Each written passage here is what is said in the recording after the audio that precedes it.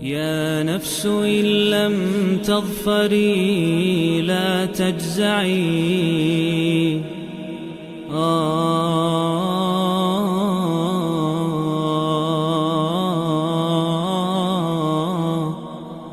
يا نفس إن لم تظفري لا تجزعي، وإلى موائد جود مولاك هرعي. يا نفس إن لم تظفري لا تجزعي، وإلى موائد جود مولاك هرعي. وإذا تأخر مطلب check 1 2 3 1 2 3 check في ذلك التأخير كل المطمع. فاستانسي بالمنع وارعي حقه، إن الرضا وصف المنيب الألمع. وإذا بدا من ناطق الوجدان ما يدعوك للياس الذميم الأشنع، فاستيقظي من نومة الغفلات وليكن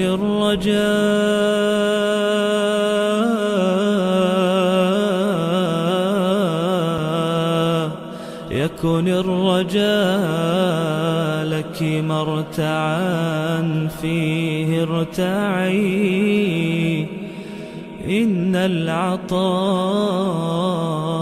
إمداده متنوع، إن العطاء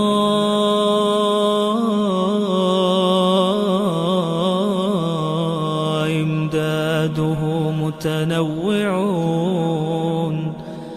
يا حسنه ذاك العطاء المتنوع. وردوا على نهر الحياة وكلهم شربوا، وكم في الركب من متضلع. حاشا الكريم يردهم عطشا وقاد وردوا. وأصل الجود من ذا المنبع، أصل الجود من ذا المنبع. يا رب لي ظن جميل وافر، قدمته وامشي به يسعى معي. يا رب يا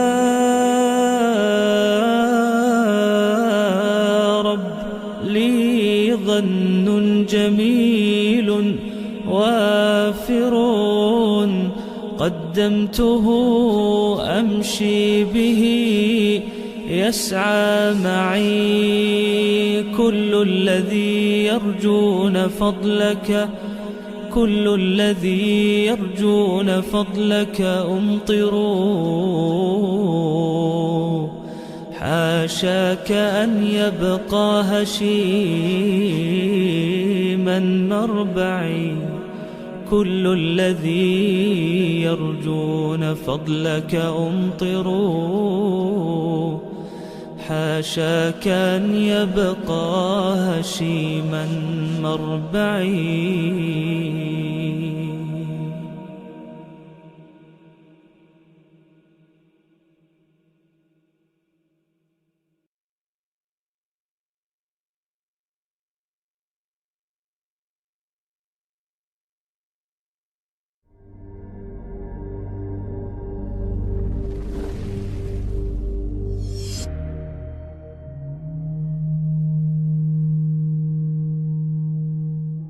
يا نفس إن لم تظفري لا تجزعي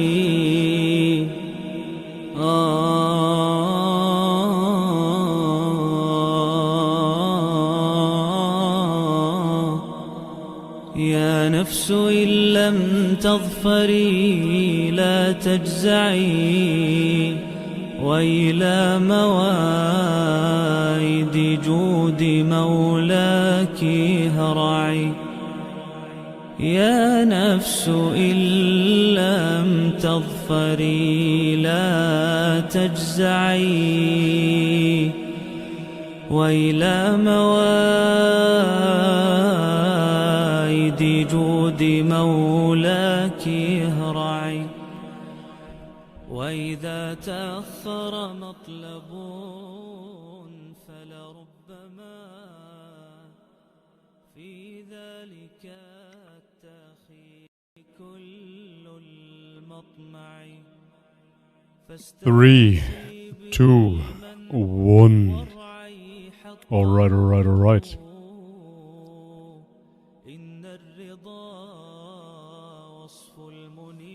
Alright guys, welcome back to the live stream. Now everything is up and running, now it finally works. We had some technical difficulties there. I know I had a hot mic and you guys heard me already doing the mic check in the background. However, my OBS Center / Streamlabs didn't show me anything and it seemed that the mic was muted. But now it seems to work. So let me know in the chat. Is everything up and running? Can you hear me well? Do you see me well? Is everybody well? Then welcome. Fantastic. Very happy to be here and to see you guys. Very spontaneous live stream today. I have some time off training at the moment. And I thought, why not keep the momentum, keep on streaming. Inshallah, this weekend we already have yet again another collaboration. And the week after that as well, Monday or Tuesday or so, we're gonna do another collaboration yet again. What is going on here? We are professional streamers now, it seems. So that is quite amazing. Thank you very much. I definitely, most definitely have to change the sound by now. For people that don't know and haven't been watching my channel for years and years on end, this is from back in the day when I was anti-vegan. And it was sarcastic. It was the song from Ferdi, a German YouTuber, a vegan German YouTuber and rapper that was singing for a bright green future. So yeah, definitely time. Anyways, thank you very much. We just got a super chat by Mohammed. Thank you very much. I'm going to read it out in a second. Guys, if you want to support the channel, do that via super chats. You can still use the Streamlabs link. However, I don't list it anymore because as for right now, we use the super chats. It is a bit more convenient because of the payout methods. I've been banned for life now by PayPal 3 times, but now it's for life. So anyways, first super chat, thank you very much. Mohammed, he says, peace brother, peace. Interested in having a chat about Quran-only Muslims. Mohammed from God. I actually watched a few minutes of the stream of you and Grayson, and I've seen you pop up as well. I'm absolutely open for a chat about Quran alone Muslims. I, as a revert, I'm in a peculiar position, if you will. I'm not born with a religious baggage, and therefore I'm absolutely open to everybody. I invited Shias as well, but as for right now, I haven't gotten anybody on. Nobody really wanted to live stream up until now, but everybody is welcome, absolutely. I love sharing ideas. And yeah, most definitely, why not? Let's do it. I see many people, no, definitely not in the chat. But yeah, I have absolutely no issues with discussing with any and everybody. So, sure, contact me via email. Is it in the description box? Let me just double check.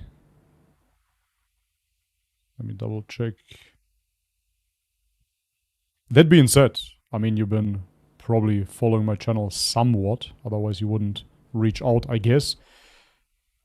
it's not going to be some sort of discussion or debate, rather, because, again, I'm just a revert. I don't have that much knowledge to, let's say, fight the position, you know, and I have no real dog in the fight anyways. I really don't have a camp, if you will.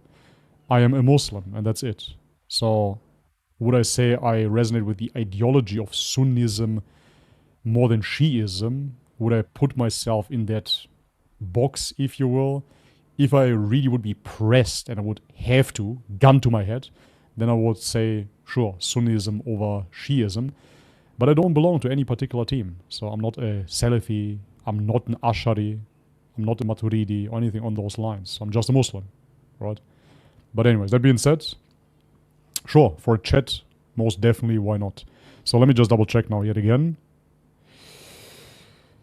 Okay, I don't have my email here, do I? Redbubble, Telegram. I don't have my email here. Very good, Bobby. You've done well. You haven't linked your email in your description box, and then you're wondering that people cannot reach out. Nice. Okay, I'm gonna post my email in the chat now, Mohammed, so you can reach me there if you want to. 1 second. Come on, let's do it over phone. Okay, here we go. It's talk to bobbyristo@gmail.com. And the talk to, is an actual 2, the number 2. So, I hope you can see that here. I'm actually going to pin it for now. So anybody that wants to reach out for collaborations or whatnot, more than welcome to do so. Okay.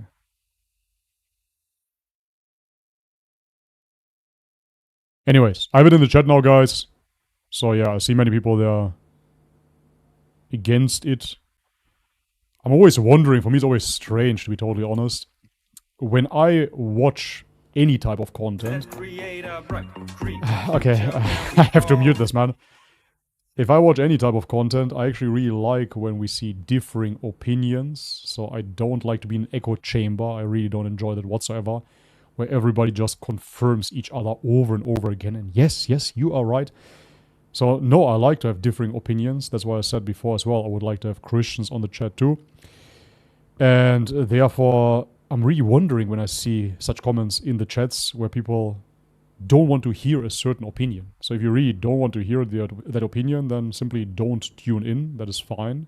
And for people that like to see an exchange, you are welcome, right? So I find it very, very strange that people are so opposed to hearing anything different but their own opinion and their own camp.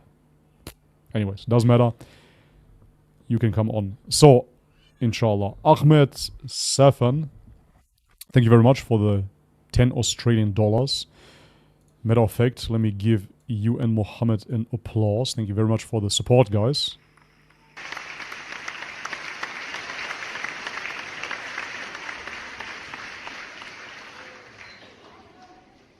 Before I lose that little chat there, have you been able to reach out to Draven? Yes. Matter of fact, finally it worked out. And he is traveling at the moment, and therefore he's not able to stream. But he said, let's do it, inshallah. In a few months, however. So it's not going to be anything in the next upcoming streams. Okay, Ahmed Safan, thank you very much, bro. Says, Salam, Bobby. Hope your family and health are well. Alhamdulillah, my family most definitely, my health not so much. What training exactly are you doing at the moment? I'm training and dieting, trying to lose some fat at the moment, finding it really difficult. Any advice? Okay. So at the moment, as I said, I'm taking a little rest period. And what I usually train is Brazilian Jiu-Jitsu, and I'm training in the gym, strength training, some functional training, stuff like that. So now about you, you're trying to lose some fat at the moment, finding it really difficult. Any advice? So it is really not difficult at all. However, you can make it more difficult if you don't have a specific plan. Thank you very much. Now I'm getting annoyed by my own sound here. I really have to change this up. Anyways, as I was saying, so It's just more difficult ultimately if you don't have a strict plan. That's really what it boils down to. Because losing weight is very, very simple. Gaining weight as well. What you have to do is you download any type of calorie management app, whichever. I used to use MyFitnessPal. No advertisement, not sponsored here, but that's the one that I used. And what you do is you simply write down, you track everything you eat for 7 days, right? Because most people, they eat differently every single day. However, if you're a bodybuilder or into fitness, you actually eat pretty much the same stuff every single day. Anyhow, so what you do is you track every day. And then maybe on the first day you ate 3,000 calories. On the second, maybe you ate 2,000 calories. On the other day, only 1,500. Then the next day, you totally overate. You end up at 4,000 calories. So what you do then is you take all of those calories, you add them, and then you divide them by 7. And like that, you know how much on average you're eating, right? And so let's say the number is then 2,500 calories. And like that, you're simply maintaining your weight. You're neither gaining weight, nor are you losing weight. You're simply maintaining. So that is your caloric maintenance, let's say 2,500 calories. And then all you need to do now is subtract 300 to 500 calories. 500 to be safe, because oftentimes people add a little bit of mayonnaise or ketchup or whatnot, and they are not really taking it in consideration. So anyhow, 500 calories off. Now you're eating 2,000 calories. Okay, 2,000 calories. Now all you need to do is get the macros in check, which means you need sufficient protein, which is 2 grams per kilogram body weight. So if you're weighing, let's say, 80 kilograms, you would need at least 160 grams of protein. Yeah, roughly 1 gram of fat, and then the rest carbohydrates. In a normal type of diet, if you're not particularly going for keto or carnivore. And yeah, the rest is done over training then, which means cardio in the morning would be the best solution, or cardio after the gym, etc., etc., you name it. And like that, you will lose weight. Matter of fact, there was this one guy, he was a doctor, I forgot his name, but he was the author, I believe, of the Twinkie diet. It was somewhat of a joke, but he wanted to see if he can lose weight eating only Twinkies. Twinkies are some chocolate bars in America, and I never had a Twinkie in my life. Anyways, what he did is... Thank you very much. Thank you very much. He was eating only Twinkies, and he was taking some supplements. I think multivitamins, zinc, I believe, and maybe even some protein powder. But his diet was Twinkies, and he was eating in a caloric deficit, and guess what? He lost weight. Which ultimately led to this whole movement, as long as it fits your macros. Because if you're eating less than you need, you will lose weight. However, to lose weight in the right places, you need to eat enough calories. And to be healthy, of course, you need to eat nutritionally dense animal foods.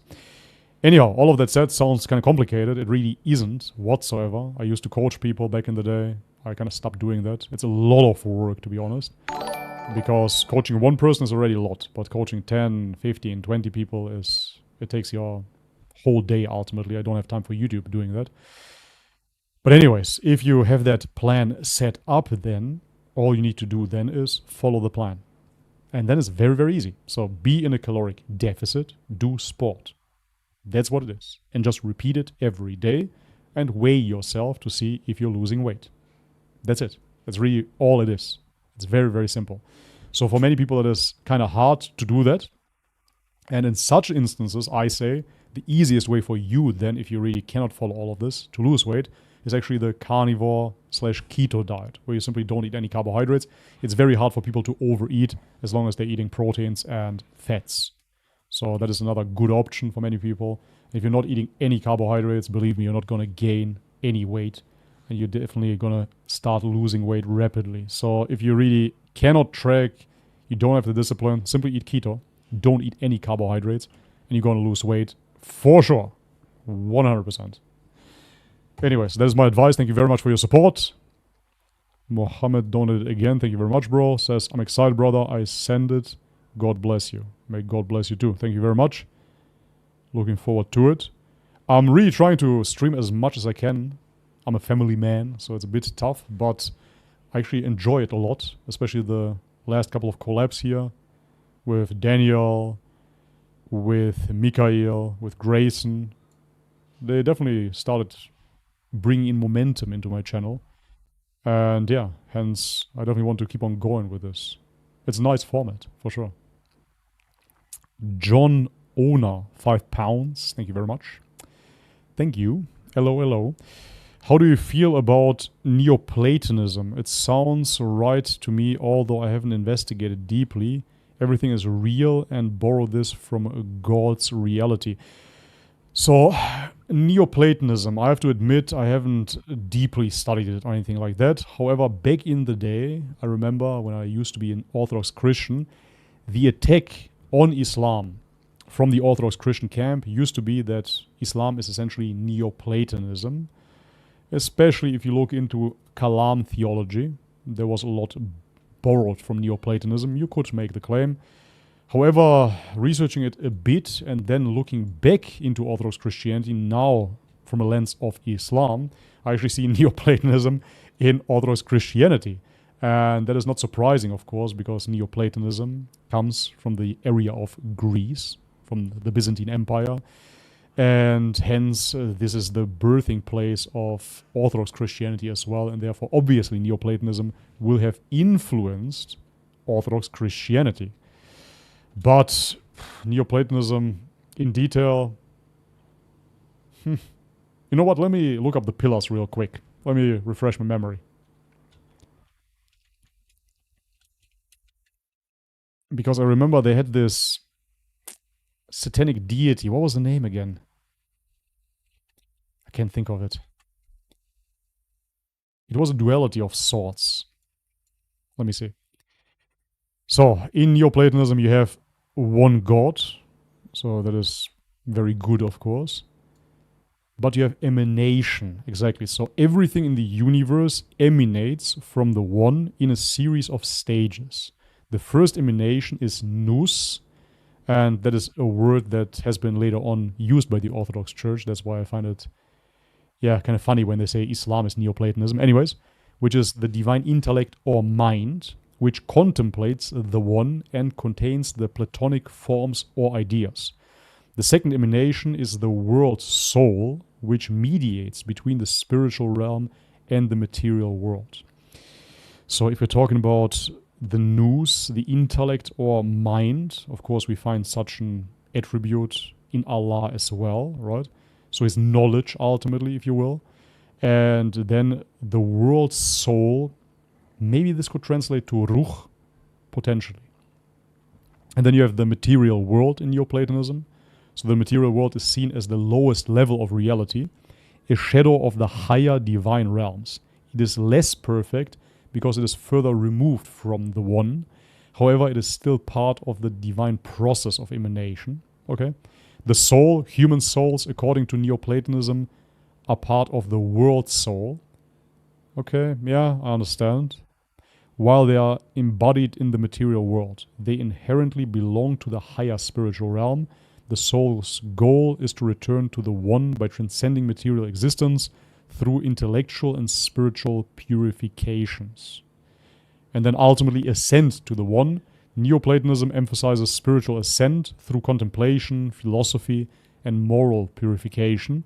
The soul can ascend back to the divine by realizing its true nature and participating in the divine intellect, nous, eventually seeking union with the one. Yeah, I mean, from reading this, we find essentially the same descriptions within all the mystery schools. So within Sufi Islam, you have pretty much the same explanation. Orthodoxy, even though they have, of course, this unique claim with Jesus being the Son of God, etc., they have the concept of theosis, which describes exactly the same thing, which is the ascension to the one yet again. So it wouldn't be much different there. I personally, what I see here, this is just in a nutshell, of course. There must be some other theological concepts that we haven't discussed now. But nevertheless, looking at this here, it is just reminiscent, as I said, of all the mystery schools that we have. And therefore, I'm not a perennialist of sorts. I believe in the one truth, which is submission to God. However, I do believe that there are partial truths within all the religions. They're buried in between. And therefore, of course, when we look into certain religions, we can find ultimately Islam, right? Which is, for example, the passage when Jesus submits to his Father and he says, "Thy will shall be done. That is Islam, of course, right? And therefore, I'm not a perennialist in the sense that I say that all of those religions are pointing towards God. In that way, I say, no, Islam is the truth, the pure submission to God. That is the truth, actually. And all the religions are actually pointing towards that truth. However, there are a lot of obstructions and a lot of innovations in those religions. So therefore, why not simply take the pure path? But nevertheless, Neoplatonism, again, I haven't touched the subject now, I believe, in at least 2 years. I would have to refresh my memory. So thank you very much for the super chat. Actually, I'm gonna, inshallah, react to a video about Neoplatonism. Why not? And see the parallels and see where they are differing with Islam. Even though now it's a dead religion anyways, right? I don't know that anybody still practices Neoplatonism. Okay. Abden Nur says, the current Sufis are far away. I absolutely agree. As I said many times here already, I'm not in the camp. I resonate with the work from Imam al-Ghazali, for example, and I know Ibn Arabi, for many people, absolute apostate, absolute heretic. I find his works very interesting as well. Not everything, I don't have to take everything, but many works are very interesting indeed, spiritually speaking. But yeah, if I look at Sufism nowadays, it is hardcore worship. It is hardcore worship of Prophet Muhammad, may peace be upon him, as well. So they went above and beyond. So I follow all the pages, honestly, on Telegram, on Instagram, and whatnot. And it's funny, the Salafis and the Sufis, they hate each other. So now recently, the Salafis were posting evidence why you shouldn't celebrate the birthday of the Prophet. And the Sufis were just posting every day why you should. And so I am not a Salafi, nor am I a Sufi. However, I personally don't see the point in celebrating the birthday of the Prophet at all. I personally don't. I'm not into holidays anyways. I really don't like holidays. So therefore, I'm not celebrating the birthday of the Prophet. Because if I start there, we shouldn't make distinctions between prophets. So then I can go back to Christmas again, right? And celebrate Jesus' birthday as well. So, no, thanks. Anyways, we have another super chat by Ahmed Safan. Thank you very much, brother, for the 10 Australian dollars. Thanks for the advice. Please describe the exact moment you knew or felt you were a Muslim. Also, I hope Allah guides Grayson and he reverts, inshallah. He seems sincere even though he's a funny guy. I guess he can be funny and sincere. Is that not a possibility? You have to be very stoic, otherwise you're not sincere. Anyways, the exact moment. Was there an exact moment? To be honest, it just started very quickly after reading the Quran. It just resonated so much that I very quickly, yet again, had to realize, okay, I'm a believer, that's for sure, and I'm a monotheist. That's a fact. So I didn't label it as Muslim yet, because with Islam I had a lot of prejudice, as I said. Growing up in Germany, the history of the Balkan, etc., etc. So I didn't see myself as a religious Muslim per se, but I definitely saw myself as a monotheist, just as Ibrahim was described in the Quran. It resonated with me a lot. And then, ultimately, what really ticked it off was when I had that dream. The dream that I was telling you about here on this live stream and on many interviews of mine as well, where I'm floating over the Islamic city and the Adhan is breaking out of my heart. So that definitely made me realize, okay, you are a Muslim at heart. And that is your identity. That is a fact. And it's truly spiritual. Because, again, on the surface level, we have many differences within Islam as well. We do have many different schools of thought. Then we have sectarianism nowadays as well. So I'm not even speaking about those camps, those groups. I'm speaking about the spiritual relationship and your existence as such. Because you can be an atheist, right? And then on the surface level, you can have all kinds of different dogmas that you adhere to. You can be a hardcore materialist. You can be an atheist that is super into the science, etc., right? So you can be a total obnoxious atheist, of course, as well, very arrogant and anti-religion. Then you can be an atheist that doesn't really care about religion and you're just an atheist. etc., etc., you name it. What I want to say here is, it is a spiritual state, of course, that you don't believe in God, right? And so is the agnostic position, and so is the Christian position. It's all a spiritual state that you're in. And therefore, for me, it's just crystal clear that I cannot change my nature in that sense to make myself not believe in God. It's absolutely impossible. And that is based upon my spiritual experiences as well, because I experience the divine, and I know that the unseen, Reib, exists, and hence it's impossible for me to be a disbeliever in that sense. It is possible for me to have different opinions on theological concepts, for sure, and schools of thought. Of course, we all do have certain differing opinions, absolutely. But in terms of spiritual state, being a submitter to God, that is something that I simply am. That's what it is. And so therefore, yeah, the realization became cleaner and clearer, and hence it was crystal clear to me that I'm not a Trinity worshipper, that I'm not a man worshipper. So what am I? I'm a believer. I'm somebody that believes fully in God alone. I don't attribute any partners to him. And once you're there, it's so unnecessary as well, right? Oh, let's attribute some partners to him. Let's pray to he, she, it. For what? It's so nonsensical. God is all seeing, all hearing, so therefore you don't need any intercession. You simply pray to God. So anyways, that was crystal clear. And I would say that the dream was then the tipping point where I said, yes, I am a Muslim. That is my identity. Okay, anyways, guys, thank you very much for the super chats. We're going to go through all of them, of course. So definitely support the channel. Keep on going. Thank you very much. But today I want to react to some content. Matter of fact, one of the reasons why I decided to do this live stream is because I saw a video that was roughly half an hour, 26 minutes or so, and it's about Mount Athos. And I always speak about Mount Athos, my pilgrimage, that I went on this epic journey. Matter of fact, a little heartbreaking story here, happened a couple of days ago. I bought a mega magnet for my son. My son is 3 years old. So this magnet is super strong. It just attracts everything metallic. And he took that magnet and was playing with it everywhere. And he had so much fun because it's so hard to pull it. And he's using all his 3-year-old muscle to pull it off.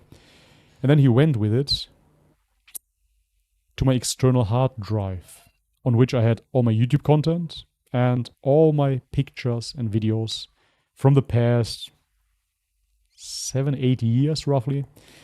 And he just put the magnet on the hard drive and smashed the whole thing.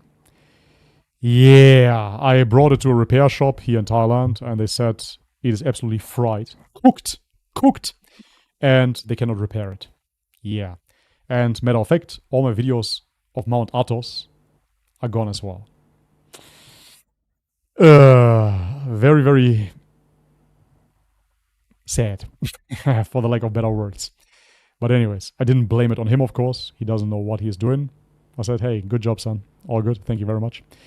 I remembered when I was a kid, I found a hammer and I smashed the cassette player of my dad back in the 90s, that was. So this is what kids do. Yeah, well, anyways. So I saw this documentary about Mount Athos. Mount Athos, for people that don't know, is an island in Greece, but it's an autonomous state. And you have only men living there. No woman is allowed. It's only monks, priests, bishops, and whatnot. And they are worshipping in the Christian way. Let's put it that way. It is a deeply spiritual place, and you can definitely feel God over there. It is unbelievable. It's truly unbelievable. It is one of the best experiences I ever had, but at the same time, one of the most clarifying experiences as well, because I saw how those monks do worship Mother Mary, do worship Jesus, etc. And all of that for me, yeah, even back then, simply screamed shirk. Nevertheless, very humble people, and we know as well from the hadith and within the Quran too, that we should be respectful to the monks, to the Christians that are humble and practicing. So anyways, I would like to watch this video. I haven't watched it. And I thought to myself, man, I'm going to watch this anyways. And rather than sitting here by myself and watching this video, because my wife and my children surely do not want to watch that. They want to watch Peppa Pig. So I thought, why not watch it with you guys and see where it goes? Because I'm sure I can give a lot of input and additional commentary and tell you about, one or the other Christian Orthodox practice. And mind you, I know we have many, many sects nowadays in Orthodox Christianity as well, but Orthodox Christianity is the core, the purest form of church Christianity. Not claiming that this is Jesus' religion, but I'm saying that this is the actual Christianity. Those people were addressed by the Prophet Muhammad sallallahu alaihi wasallam. He went and addressed the Byzantines. Actually, this is in Sahih al-Bukhari. Let me look it up real quick. Yeah. Bukhari addressing the Byzantine king. Byzantine king. Let me see.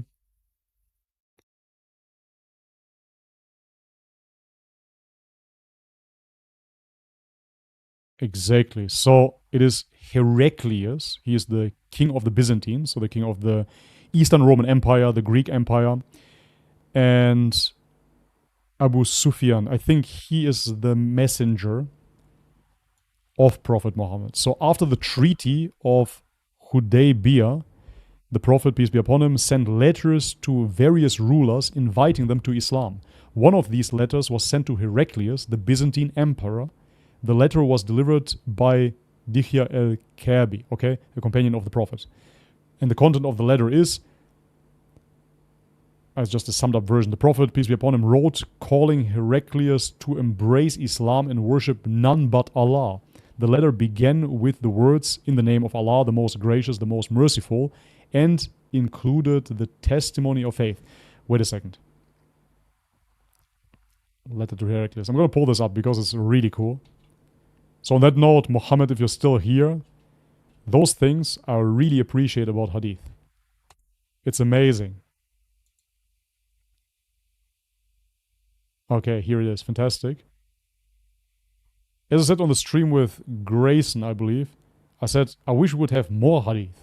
Honestly. Not only about the Prophet Muhammad, but about all the prophets. That would be great. More additional information. It's really enjoyable. Which does not necessarily define the religion as such, but it's such beautiful historical evidences. And, in a way, archetypal stories, of course. I find it very beneficial. So, let me just pull it up 1 second. Okay, I hope you can see this. Let me make my bold head a bit smaller. Here we go. Like this. And like this. Okay. Fantastico. The Holy Prophet's letter to Heraclius. The letter reads, "In the name of Allah, the gracious, the merciful, from Muhammad, the servant of Allah and his messenger, to Heraclius, the emperor of Byzantine. Peace be upon those who follow the guidance. Furthermore, I invite you to..." Is that the whole letter?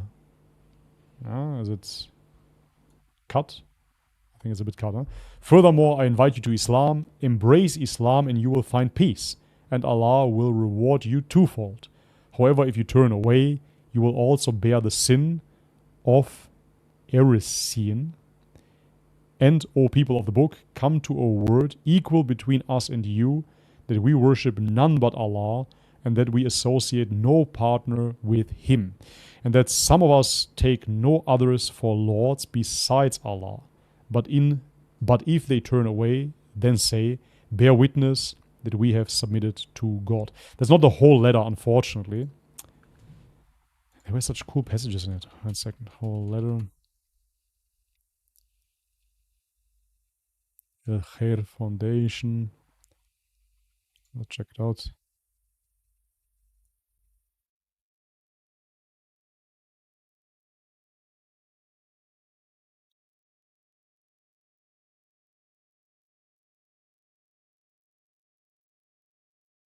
I don't know if that's the one.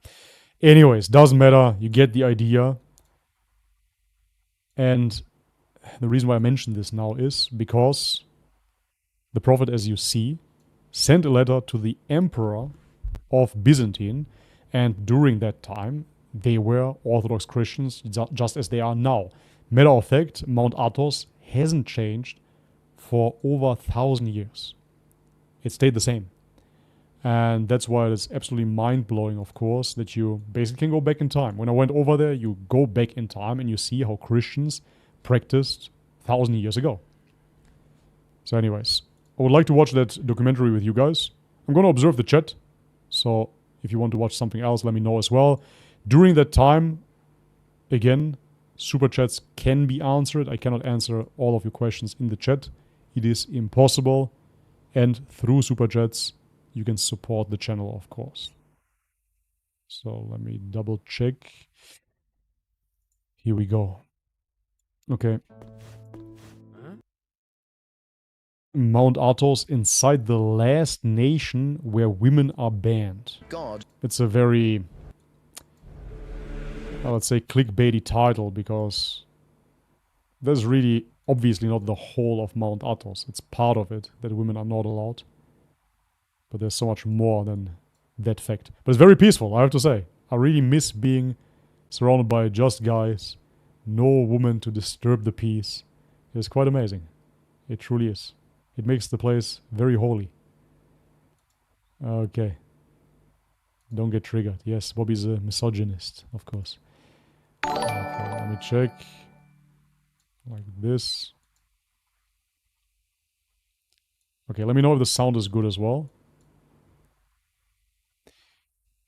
Bobby, react to the meaning of live Muslim spoken word. No, I never will. Actually, since I started making reaction videos, people ask me to do that.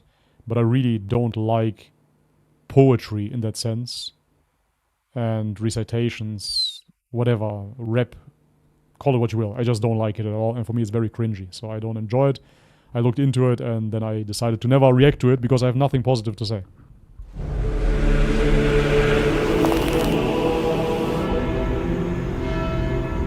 Yes, that is Mount Athos. But don't get it twisted. So you see one monastery here. Can you see my mouse as well? 1 second. Yeah, you can, right? So you see one monastery here, but then you see some farmland maybe. They have some fruits that they're cultivating as well. You have some mountainous area here. So this thing is pretty big, right? Here's the harbor. Oh, you cannot see the harbor. 1 second, let me make this a bit smaller. But my point being is that there are many, many monasteries on that island. You have the Orthodox Russian Church, you have the Romanian Church, you have the Greek Church, obviously, Serbian, Bulgarian. So there are many, many monasteries and they're pretty far apart. In some instances, you actually have to take the boat and circle around the island to see the other monasteries.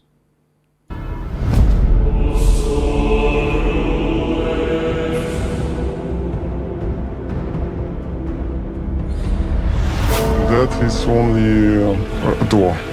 Only our body dies. Okay, so now it starts pretty shocking already. So this is something that has to be explained, of course. Wait a second. So you might wonder what the hell is going on here, right? Why do we see so many skeletons? And I have to say, I really enjoy the aesthetic. I am kind of dark myself. Probably still jinn possessed. But yeah, anyways, my point is that I actually enjoyed those dark robes and even the skeletons, but they brought me in to those chambers too, and I asked what is going on there. And ultimately they told me that all of those heads are from passed away monks and bishops. And so now you might wonder, how do they get there, right? So what they do is they bury the priests, the bishops, and everybody on Mount Athos, of course. But then after a while, they dig up the graves, cut off the head, and take the skull and store it there. That is what the Orthodox Christians do. Of course, not the common folks. I'm talking about the priests, the bishops, and the monks on Athos. This is what they do. And yeah, I mean, the question, of course, is where has this been ordained, right? Who told them to do so? We don't have any scripture whatsoever of Jesus ever doing this. And the explanation for this was that they ultimately believe in the resurrection, right? In the end of days when everybody will be resurrected. And somehow the bishops and the monks, etc., they will have exalted positions, and therefore they keep their heads there. I didn't understand how that will lead to a better restoration, but they said that this is why they store them there. And matter of fact, again, my content has been deleted now, but the archbishops and the other bishops, they even have like crosses engraved onto those skulls. And for them too, it's a reminder of death. So they're basically living in between the worlds. They're living in total awareness of death all the time. So yeah, this is what they do. Let me see what the chat has to say about this. Would be interesting to hear. Let me see. Damn, they almost became Indian Agori. Yeah, it is very, very strange. Astaghfirullah, this is demonic. Yeah, the thing is this. For example, my sister, which is by default Orthodox Christian as well, and to this very day she believes in Orthodox Christianity. She even went further and deeper into it after I became a Muslim. And when I came back from Athos, I showed her the videos of the skulls, etc., and she said, oh, wow, this is absolutely demonic. This is crazy. Like, this is not good. This is most definitely not good. But as I said, it is this dark aesthetic that Orthodox Christianity subscribes to. Let me just do something real quick here. For example, their chants, they're very dark as well. So let me see. Orthodox throat singing Bulgaria. Yeah. Megaloshemos. Okay, that is Nescafe. Thank you very much for the advertisement. Okay, so check this out. Sorry, women, it's commercials. Ads in Thailand. They want to be super white. They always use bleaching cream to be even whiter, like Koreans. They're so stupid. I really like the brown Thai skin. Anyways, this is what they chant. Those are the outfits.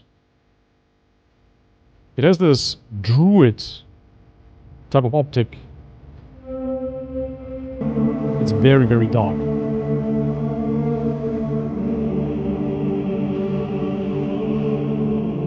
And this must be the Tatar influence, of course, because Mongols, Tatars do the throat singing.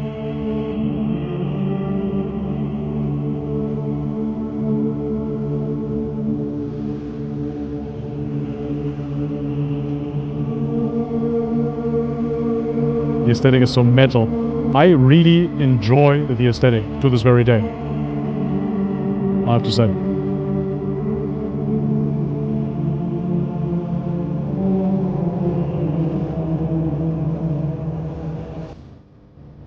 It sounds sick.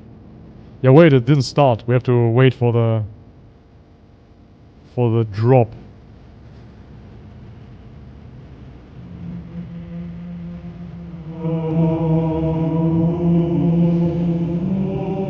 Yeah, it is like an ancient game. And as I said, you're there. Oh wait, now comes the drop.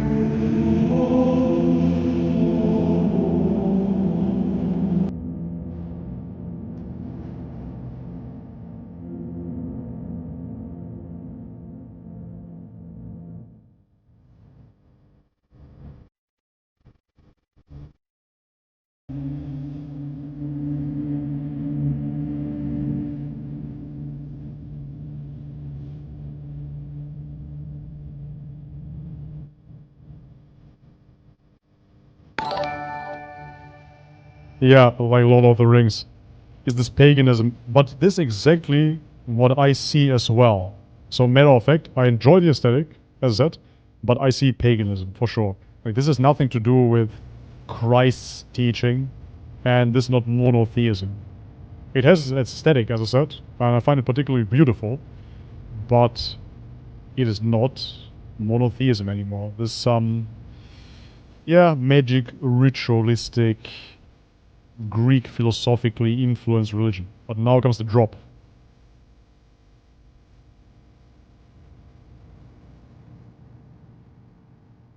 Or not. Where's this mega throat thing? Let's take a break.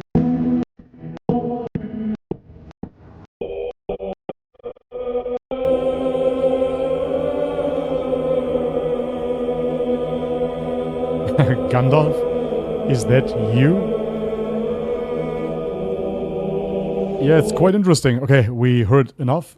Many of those, not many, let's say not many, but a few of those saints, quote unquote, they had clairvoyance indeed, and they would predict the future.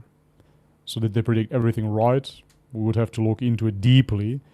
But ultimately, they had some sort of powers. It's actually very well documented. I even spoke to people that went there. For example, there's this one saint called Saint Paisios. Now he's dead. And when people would come to him, he would already know their name, their birthday, everything about them. And he would predict their future and he would be right. So there was something going on for sure. It's really like the Elden Ring, Lord of the Rings and whatnot. It truly feels like that. Anyways, so let's go into the documentary.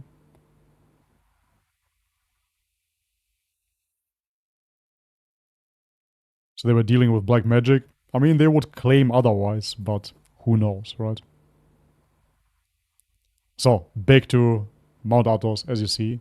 Those are decapitated bodies, ultimately.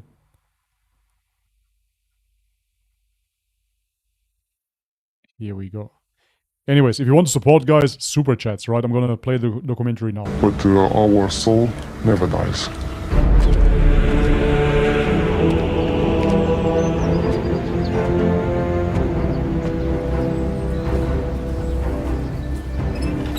Do you ever feel like you've lost something being here? No, I find everything way too lost.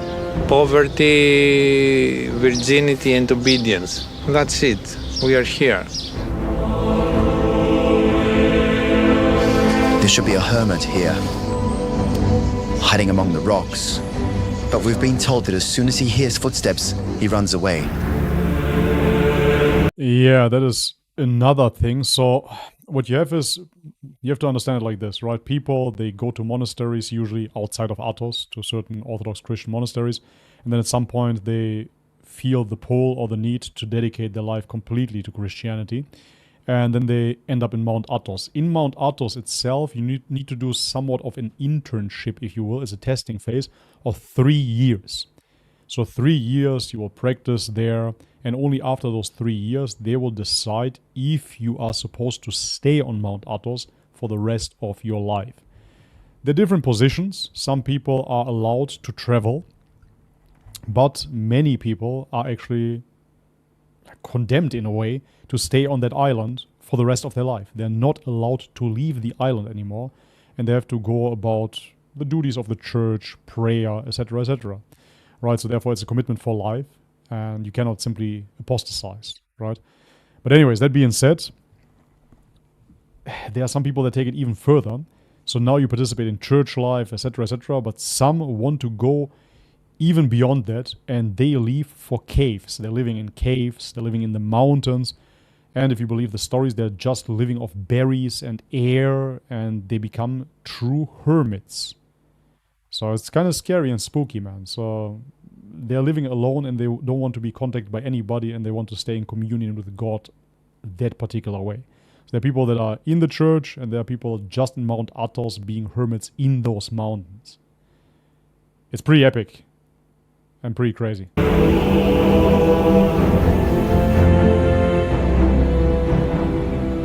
Here, on Mount Athos, there are no women, precisely because women can be a distraction. We must pray incessantly to the Mother of God, who is a female figure, and fight against these spirits of the darkness of these times that only drive towards the pleasure of the flesh.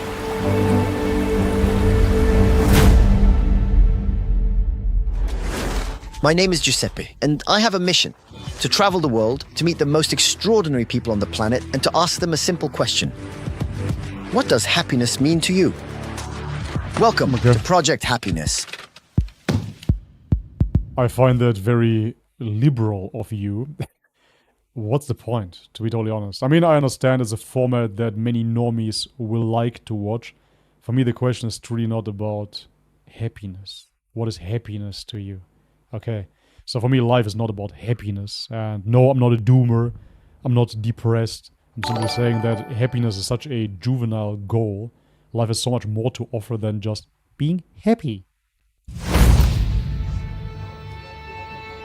Yeah, that's a visa.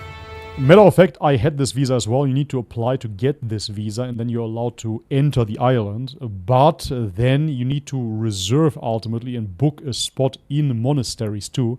And I did not do that. So I just had this visa to enter the premise because, as I said, it's an autonomous state. However, then I didn't know where to go, and at first nobody took me in.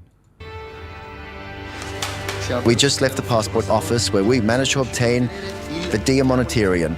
That is the most peculiar passport in the world, because thanks to this, we'll be able to enter the Republic where women are not allowed. We're about to enter Mount Athos, the kingdom of chastity. Mount Athos is a Yeah, it's the kingdom of chastity for sure. I mean, you have no women there. And matter of fact, respect where respect is due, they don't have any scandals, at least not on any particular scale that is even remotely comparable to the Roman Catholic Church. We know about the atrocities in the Catholic Church, the Vatican, etc. And Mount Athos would be the Eastern equivalent to the Vatican of sorts. But we don't hear any rainbow stories, if you know what I mean. Wait a second. Collaboration is... Okay, yeah, I need an ad blocker for my streams, that's for sure. Wait a second, let me see if that works. Extensions.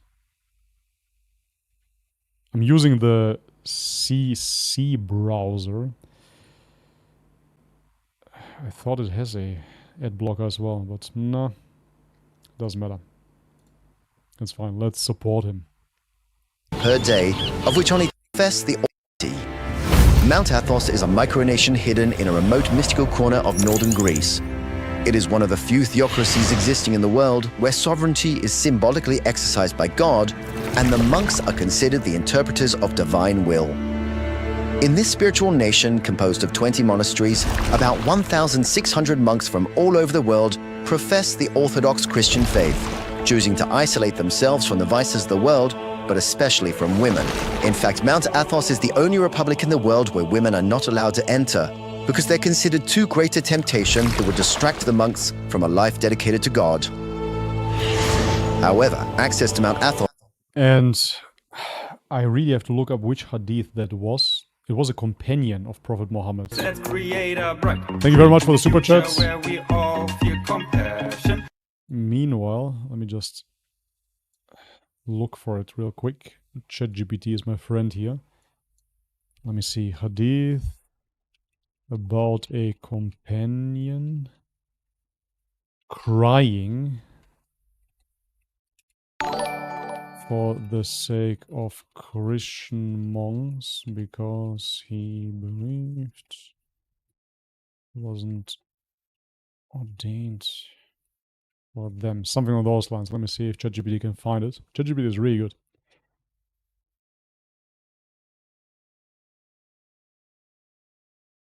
Okay, so Abdullah ibn Masud or Abu Bakr as-Siddiq is the exact narration, is not part of the canonical collections like Sahih al-Bukhari or Sahih Muslim. Okay, so this is another book then, doesn't matter. But in one narration, Abu Bakr as-Siddiq is said to have encountered a group of Christian monks and was moved to tears. When asked why, he responded that he felt sorrowful for them because despite their piety and devotion, they had not accepted Islam, and he feared that their efforts might not be rewarded in the hereafter as they were not on the ordained path of truth. And truly, this is what I felt as well back in the day when I was on Mount Athos. I mean, ultimately everything happens within God's will. So therefore, if God willed everybody to have the same religion, it would have happened anyways. But, matter of fact, the world is split, right, in their different belief systems. And therefore, it still has to happen all within God's will. But it is not something that God asks of us, right? God doesn't ask us to worship anything besides him.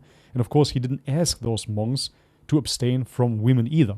it's not mandatory for their salvation, right? But they went this path, and therefore I totally understand Abu Bakr's sorrow there, because, man, when I was there, they were surrounded by death. It was kind of like paradise and hell at the same time. A very, very strong paradox, ultimately. So seeing those people isolated, some of them would never see their family again. I mean, imagine, if you would have to live on that island for the rest of your life, your father, he would be able to visit you, your brother, but not your mother or sister. You would never see them again. That's it. Never again. And the monks were kind of happy about it. I talked to them and they said, well, we're going to see each other again in the afterlife. But anyways, it's definitely sad. Menatala, thank you very much for the $20 donation. Very generous of you, bro. Let me give you an applause.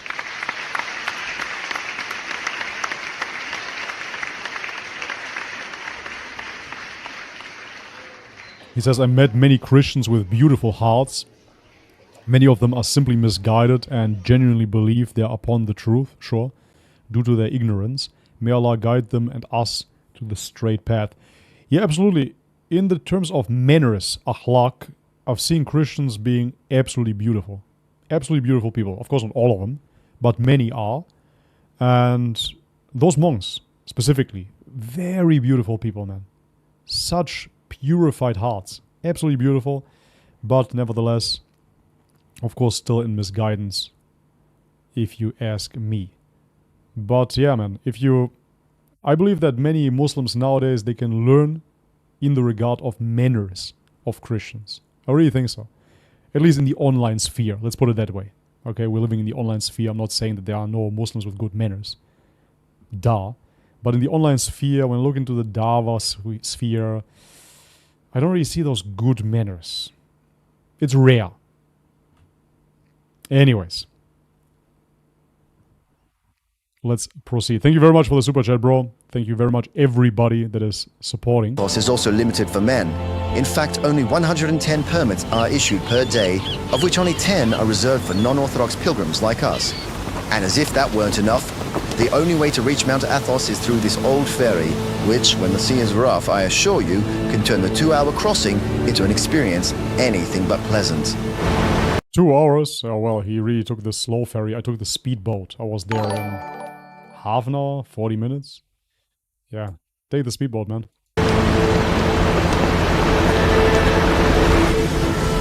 We're off to a good start. This great adventure on Mount Athos. Soaking wet. Okay, that is just for show. Of course, nobody forced you to stay there next to the railing and get wet. However, these obstacles are a small price to pay to enter one of the most sacred and mysterious places in the world.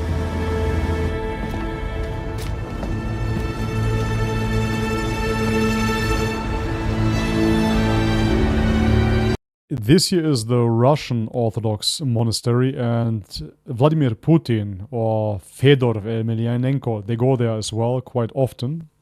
And they put a lot of money in there to renovate it. So this one, as far as I know, even has internet, but it's right at the pier. It's very, very close. Other monasteries where I stayed, they don't have electricity, they don't have running water, nothing like that. It's literally like 1,000 years ago. But the Russian one is definitely overhauled. We've arrived. I wanted to present myself appropriately to the monks inside the monasteries, but the sea had other plans.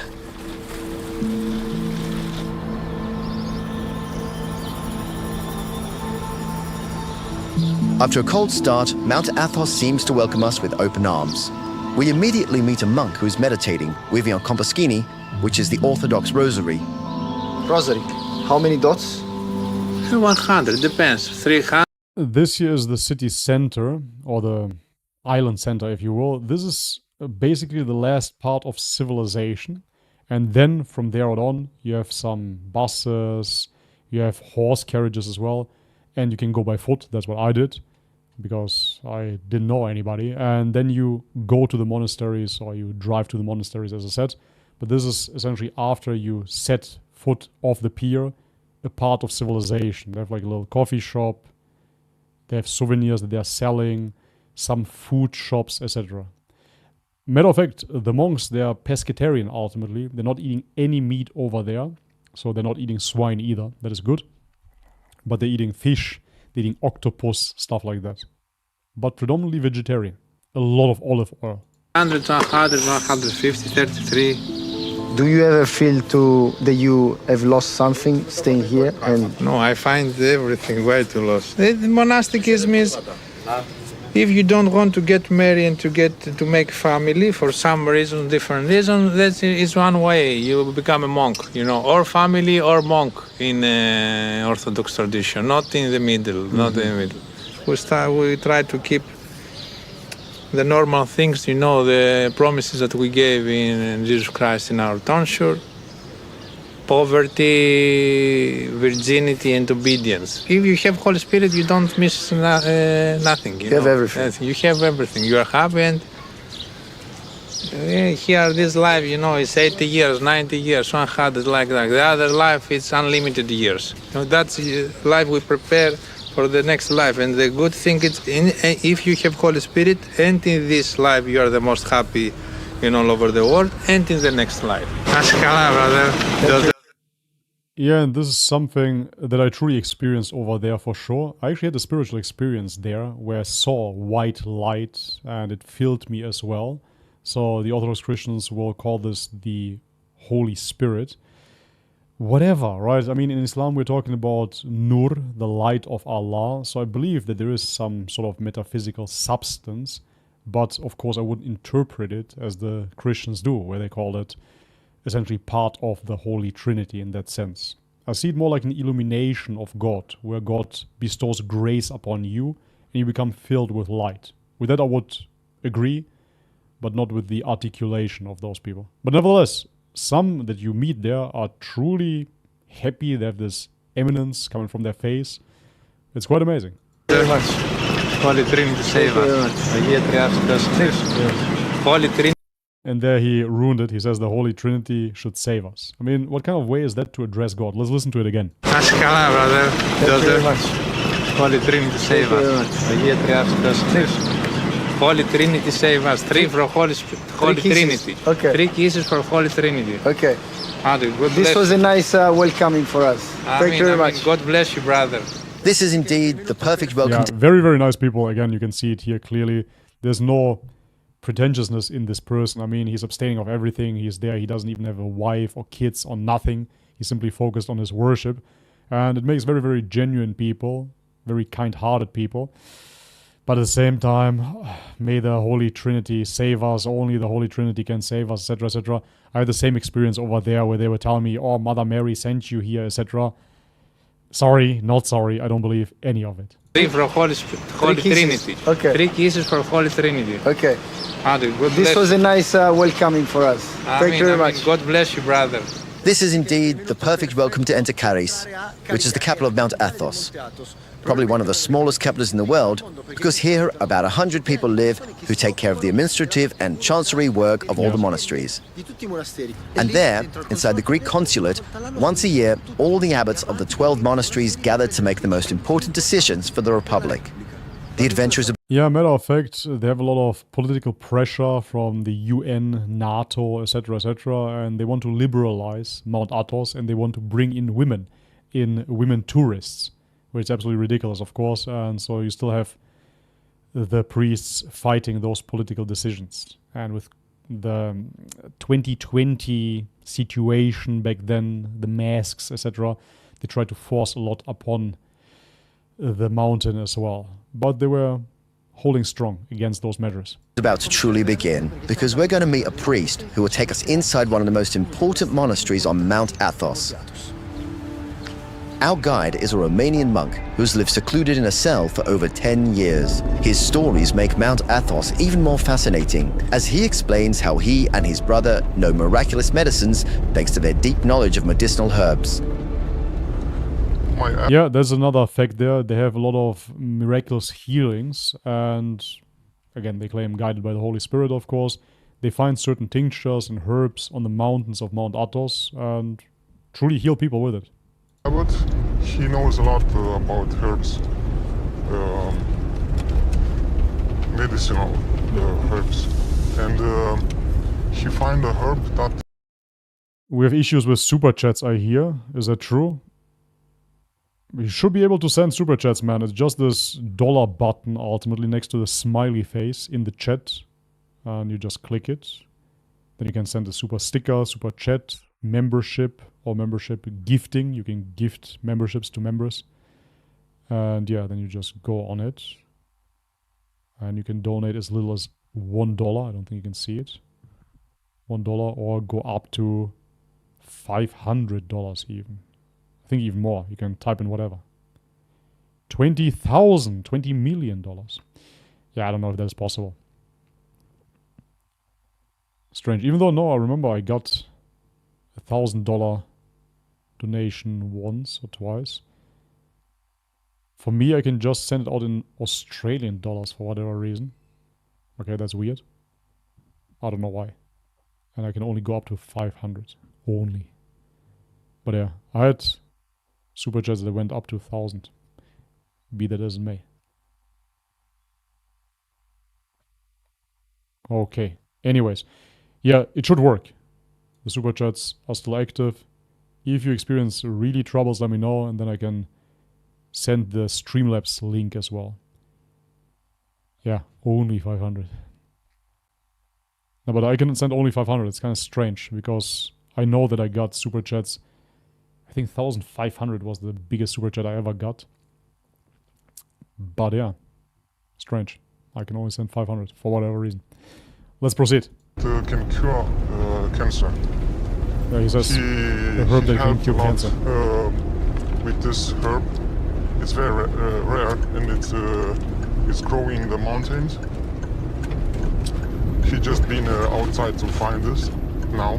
Many people who helped him, they have been cured by cancer, and one of them, as a gift, he gave this car as a thank you. You know? So now we are arriving to Holy Monastery of Orthopedic.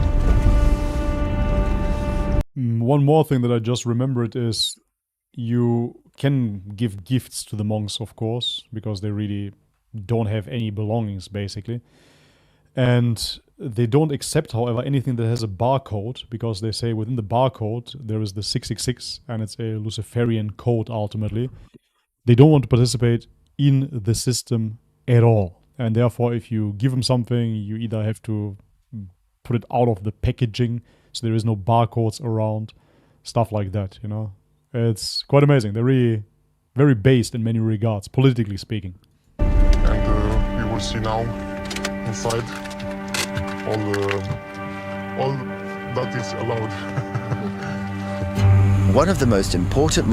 That's actually funny. I just saw this super macho man. He's a Hindu that somehow has an issue with Islam. Go figure. But anyways, he says, in Hinduism, the father god is Brahma and the son of God is Vishnu. And the Holy Ghost is Mahesh. Are these theology? Probably all these theologies came into Christianity from Hinduism. I wouldn't disagree. I wouldn't say, however, that this claim is exclusive to Hinduism. We have that in paganism as well. So, matter of fact, the Trinity has been mentioned previously to Christianity. However, the Christians will, of course, twist that and say, yeah, well, this was the pre-revelation, ultimately, of the Trinity, and then it was fulfilled with Jesus Christ.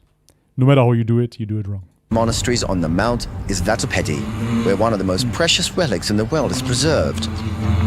The girdle of the Virgin Mary.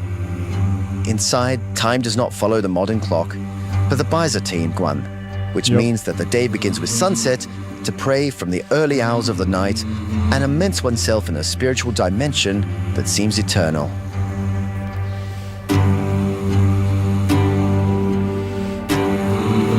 And not only are women not allowed, but even female animals are prohibited on Athos.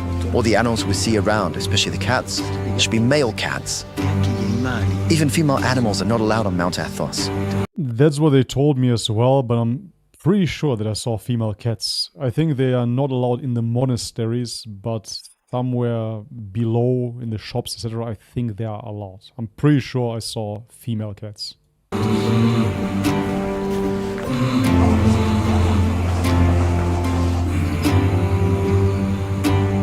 First impressions, not very positive. There's a lot of reluctance to talk to us. We're not being allowed into any offices. They're not welcoming us at all. If you monks want to talk to us, this adventure might be harder than expected. Yeah, that is completely normal. When I went over there, I had the same experience, and I wasn't filming for a YouTube channel or anything like that. They are really in their world, and they don't necessarily want to talk to you. Some, they open up, as this person that they met at first. But when it comes down to bureaucracy, when it comes down to visas, when it comes down to staying somewhere, they just block you out as if you don't exist at all. They kicked us out. They kicked us out of Mount Athos. Makes me laugh, but there's nothing funny about it because we've been left at the port and we're waiting for the first boat, which we don't know when it'll arrive, so this will probably be some sort of flash forward.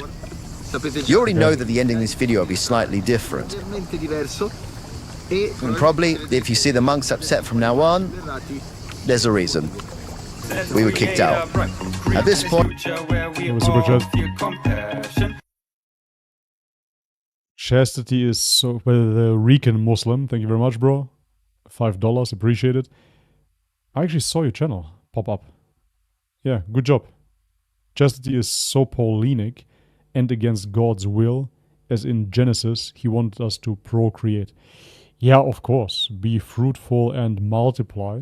That is God's command, if you will. And therefore, he never ordained chastity upon us. I mean, chastity in terms of getting into the marriage as a virgin, sure, that would be ideal. And not to fornicate, but in terms of being chaste for the rest of your life, it's not anything you have to do. But in terms of talking about Pauline Christianity, again, Orthodox Christianity is exactly that fundament. It is the original church Christianity, 100%. Anyways, thank you very much for the super chat. We have another one by John Obras. Thank you. Hvala brate. He says, za čevape ako te put nanese do Bosne. Selam. And that's what the Bosnians told me last time on my stream. They want me to say selam or selem. I'm not sure how you pronounce it in Bosnia because I've never been there, nor have I ever heard it from a Bosnian, I have to admit. So I know it as salam, right? But apparently in Bosnia they say selam. Okay, anyways, za čevape, huh? Hvala puno. I miss cevapčići, man. I miss cevape. I actually had them in the Emirates, and I went to a restaurant called the Bosnian House, bro. Believe it or not. But the cevape were not good. They were so dry. I was really shocked, to be honest. But I miss some good, juicy cevape. The best cevape that I ever had were in Tetovo, Macedonia, in an Albanian restaurant. Man, if I could remember the name, I would give it a shout out. I can't remember it. An Albanian restaurant. Fantastic. Hvala brate. Pozdrav I salam. Okay, MA, £5, thank you very much. Says, been watching you for years. Would love for you to cover a video understanding the other sect from a sheikh who practices it. I love your videos, man. Thank you very much for the ongoing support over the years, of course. And when you post something like that, now I have to connect the dots. Which other sect? So you would have to clarify, right? Would love for you to cover a video understanding the other sect from a sheikh who practices it. Are we talking about Shiism? Are we talking about Sufism? Are we talking about the Ahmadiyya? What are we talking about? So that would be something that you would have to clarify. And then inshallah I can react to a video. I really don't mind, as I said. Particularly on live streams nowadays. I guess that's a very, very good place. Because this video here that we're watching right now, I'm genuinely interested myself to watch it and to share it with you then automatically by me watching it, reminiscent of my old days, and at the same time educate a bit about Orthodox Christianity. I hope you learned already a few things. Now you know that Orthodox Christian monks dig graves, bury their dead, and then dig them up again and decapitate them, right? So that is something that you learned here. Inshallah, it's beneficial in future debates. Talking about Bid'ah, huh? That is Bid'ah 2000, man. Bid'ah 5000, over 9000. Anyways, point of the story is that such videos I wouldn't do reaction videos to, particularly. Would be a lot of editing as well, right? It's over half an hour. The reaction itself would take 1 hour. So it's pretty cool to do that on a live stream. And hence, if you have anything that you want me to react to that I'm not gonna do a reaction video to, I might do it on a stream then, inshallah. What? I missed that part? Yeah, go back to the beginning of this video. Then you're gonna see how they're in a room full of skeletons. React to Nick Fuentes. I find it kind of boring, to be honest, but okay. Well, let's see. Okay, anyways, thank you very much for the super chats. Appreciate it. Merci beaucoup. Let's create a bright, free future where we all feel compassion. Thank you very much. The biggest super chat of tonight by Baba Sain Move. $50. Thank you very much for the generous donation. He writes in Arabic. I cannot read it. Just read Allah. He says, MashaAllah, Assalamu alaikum. May Allah always protect us from shayateen, whispers, and may Allah always guide us for Siratul Mustaqim. Inshallah, Ameen, Allahu Akbar. Ameen, Ameen, Allahu Akbar. And thank you very much for the generous donation, bro. Jazakallah khair.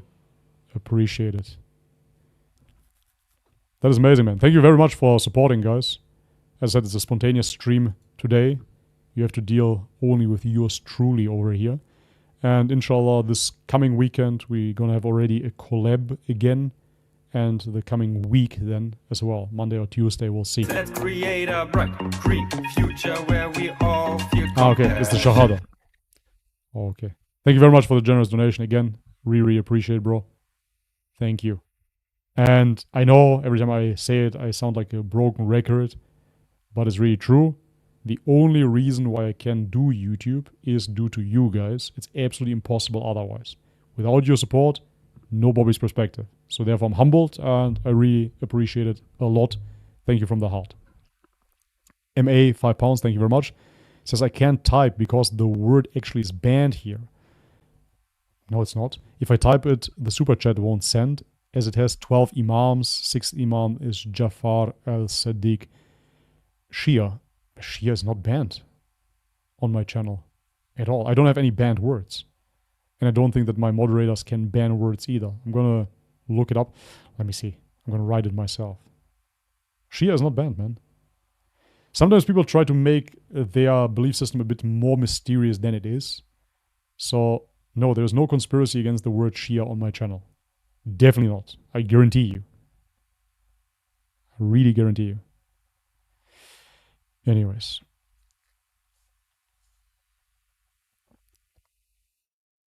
So, yeah, okay. So what do you want me to do? To react to a sheikh, a Shia sheikh, that is into 12er Shiism? Is that what you want me to do? I can react to it. I mean, even on this live stream. Just send a YouTube video and I can react to it. Nothing is banned. If you send a YouTube video as a super chat, it's most definitely not banned. Most definitely it will go through. 100%. And if it doesn't go through, then you'll know it doesn't go through. You don't have to pay for that. Let's create a bright, green future where we all feel compassion. Send a super chat with the word Shia, please try. Okay, let me try. Can I write on my own here? I cannot write. If I click buy and send now, I'm just gonna send it, but let me check.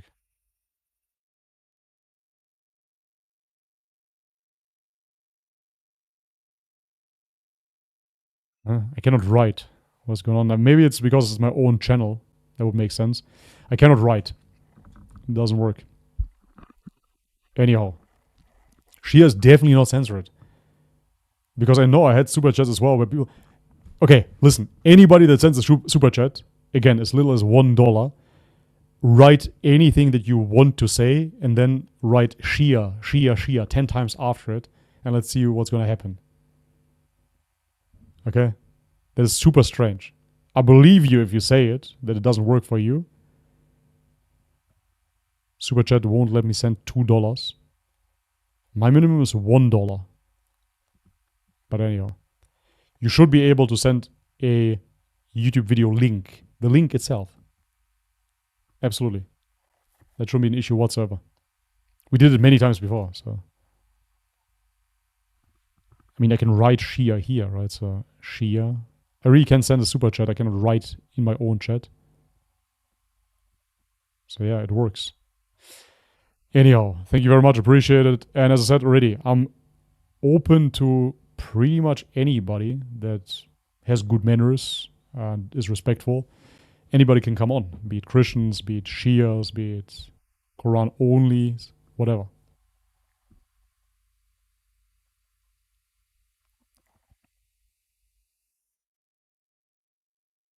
Okay, this is very, very strange. Moderators, did anybody block the word Shia? Is that a possibility? I've never seen anything like it. Let's return to the video for now. When we have new super chats, I'm going to pause it again. Okay, Paul, thank you very much. Let's create a bright There you go. future where we all feel compassion. Shia. So was that Takia of you? Making it more mysterious than it is. Here we have Paul Rodriguez. Thank you very much, brother, for the $5. And he just wrote Shia. So, what are you on about?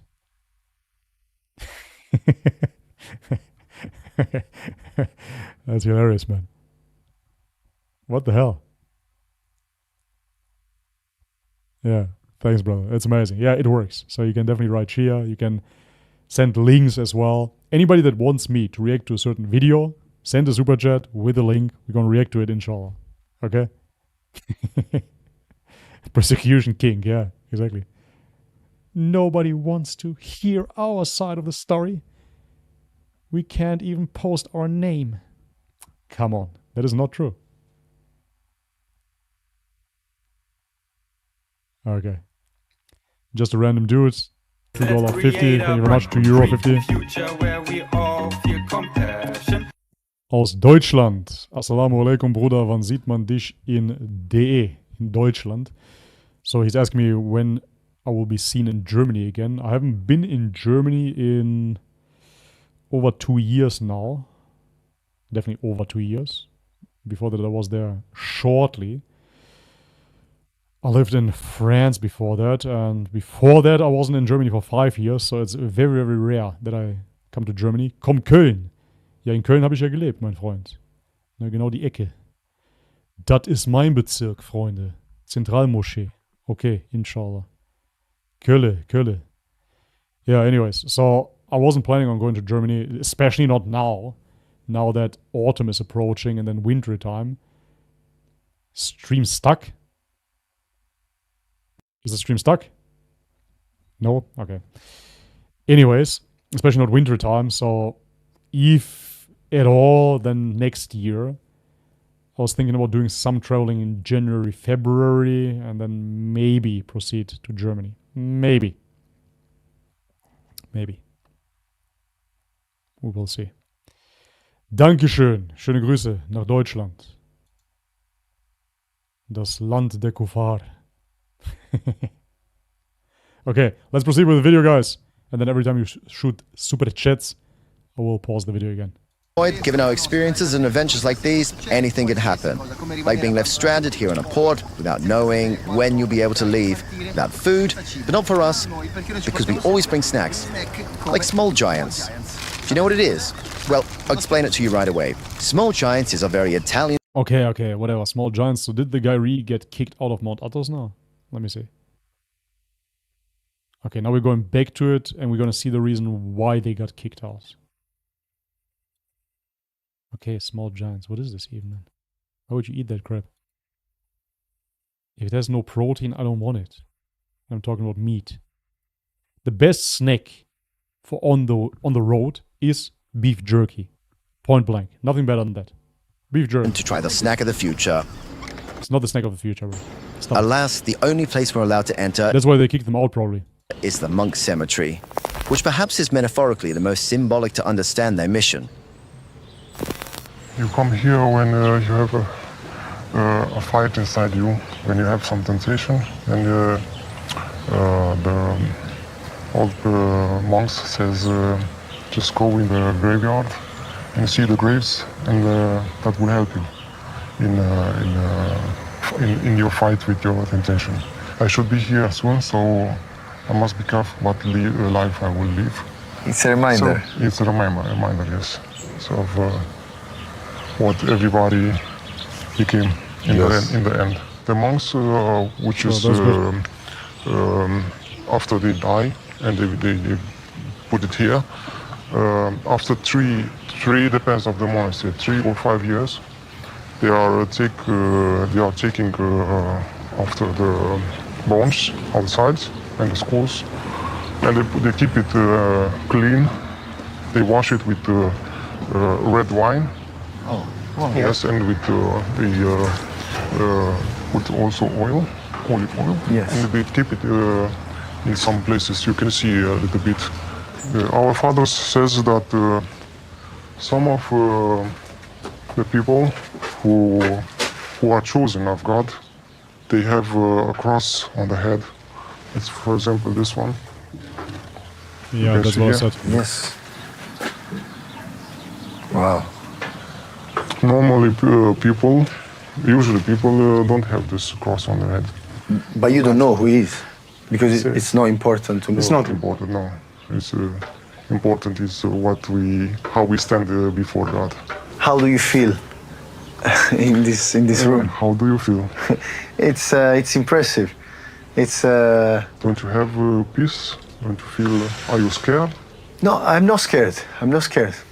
I just feel that one day will be Yes. like this cool. That is only a door. Yeah, matter of fact, when I was there, I felt very peaceful. I wasn't scared either. I was there with a Greek guy that I met on my pilgrimage. He was from Germany as well. Let's create a bright Greek future where we all feel compassion. Thank you very much. I'm going to react in a second. Yeah, so as I was saying, I was there.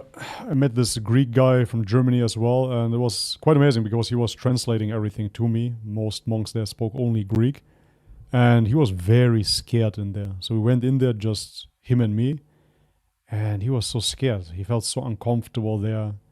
But I felt super calm, super peaceful, because it's just bones, man.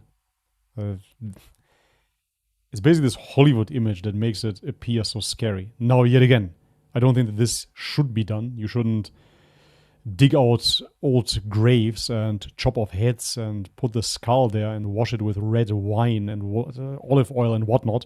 But nevertheless, I didn't feel scared there whatsoever. I felt, pretty much at peace. I was chilled. It was, okay, the suffering is gone. Those people are in a different place now. Anyways, thank you very much for the super chat, Rican Muslim again. Yeah, YouTube won't let me say Shia. I think it's regional. But would love to have you on my channel one day. Hey, inshallah, as I said already, man, I'm absolutely open to all collaborations. I want to stream as much as possible now. And therefore, let's definitely do it. You can be on my channel as well. Or we can do a simultaneous stream. That's what I did with Grayson. Actually, Boomer Bobby here. I wasn't even aware that this is possible. But yeah, via StreamYard, you can stream simultaneously. And then we can just chat. So, absolutely open to that, bro. Contact me via my email address as well. I posted in the chat. I'm going to post it again. And then we can set something up, inshallah. 1 second.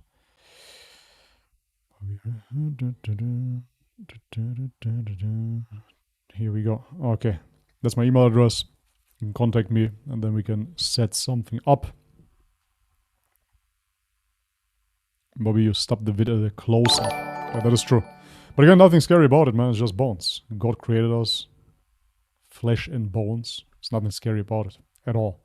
There's really a lot of brainwashing if you are scared by a skull. Ooh, creepy skull. Let's create a bright Greek future where we all feel compassion. Okay, there we have £5 by MA again. Can you watch 01 Introduction to Biographies of Infallibles? Okay, they're infallible. Ahlul-Bayt. Sayyid Ammar Naqshbandi. I think I know the guy. Is it the guy that is speaking so extremely pretentiously? Is it him? 1 second. Let me look this up. I will watch it, for sure. Thank you for the super chat, 100%. I'm a man of my word. I will watch it. I swear. Okay. Yeah, that guy. Oh.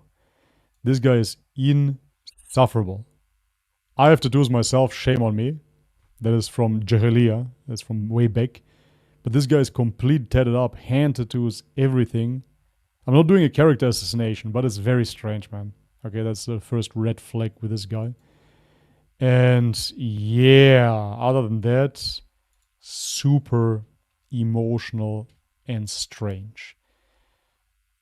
So yeah, I'm gonna react to it nevertheless, but let me just show you something about him, if I can find it.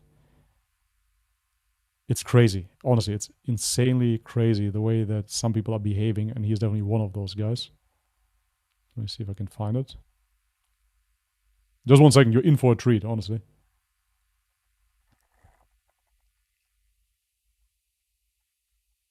Come on, where was it? That was so crazy, man. I went too far back. Bear with me. It's really worth it. If I can find it. Yeah, here he is. Okay, fantastic. This is insane. Okay, let me see.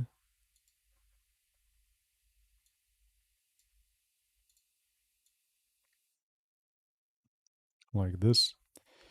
Okay, check it out. That's him. That's the person she wants me to react to, or he wants me to react to. Okay, wait a second. We don't have sound.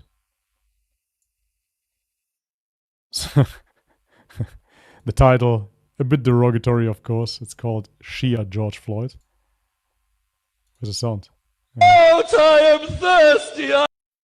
Okay. And for minutes, for minutes after minutes after minutes after minutes, 8 minutes he's calling out, I can't breathe, I can't breathe. How about when for over an hour you call out, I am thirsty, I am thirsty. Is there anyone to quench my thirst? George Floyd had one knee on his neck and it hurt him.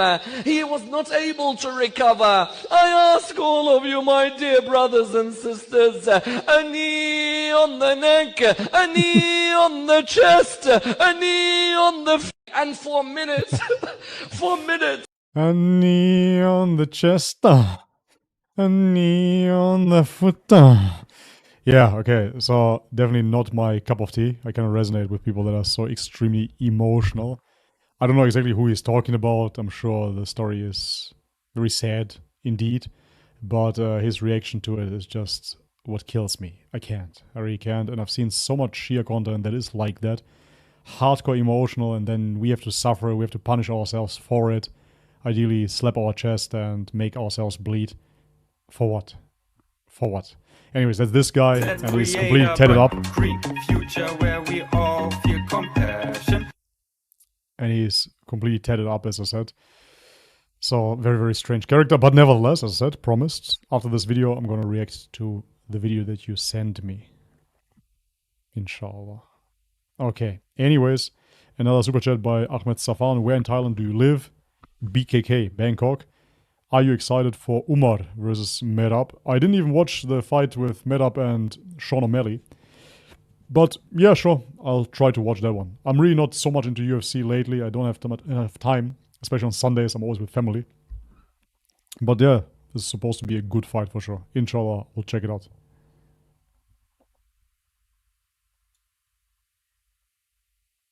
OMG, so embarrassing. Yeah, I agree. It's very, very cringe. It's insane. And he always speaks like that. I mean, there he was crying. It was fake, 100%. It was a show. And he has another show. It's the Shia Voice. You know this, The Voice? It's an American talent show, if you will, about singing. And he has the Shia Voice, where people come and they are reciting songs about the Ahlul Bayt and whatnot. Yeah. Okay, anyways, let's proceed with the documentary a bit. And then we're gonna check out his video, inshallah.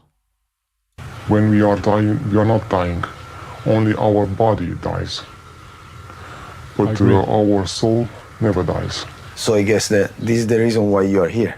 Yes, when you became a monk, you are thinking about your life, your inner life, I mean your soul. Because choosing this life, it's not easy. You are putting aside all your pleasures, all your willings. We want to change ourselves, our soul, our behavior, and become a new man.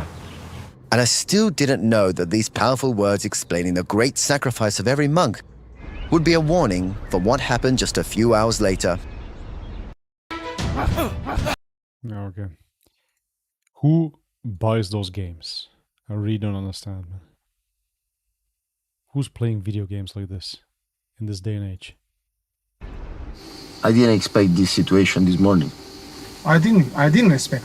Yeah. But somehow the devil puts this man to spread 2 or 3 o'clock in the night some rumors in between the monks here in Holy Mountain. My abbot says, stop, let them come home. It's not your business. Yeah. And I must obey. It's the only thing from me. I think our adventure ends here. The first time this has happened, it's never happened that someone kicks us out or stops us. Okay, yeah, I have to say that the monks there, they're very shy, and usually they don't let anybody in there to film. That's why I was so surprised to see this. I think there have been maybe 2 or 3 documentaries about Mount Athos, so when I saw this random YouTube channel, Project Happiness, pop up, I was quite surprised they were there, able to film. But yeah, apparently it didn't last too long. I'm gonna skip through it now, just see. I don't even feel angry. Reached some hermit priests who've decided to live far away from other monks in solitude. They're called wandering hermits because they live in places completely perched on the mountains, far from everything, with great survival difficulties. But they live like this, and we would like to meet them. Let's see if we can manage it. It's so beautiful there. It's unbelievable. It's one of the most beautiful places I've ever been to in terms of nature. Greece really has it all. Honestly, it's amazing. It has the ocean, has the mountains, has the beaches. It's phenomenal. And great temperature, climate. Beautiful.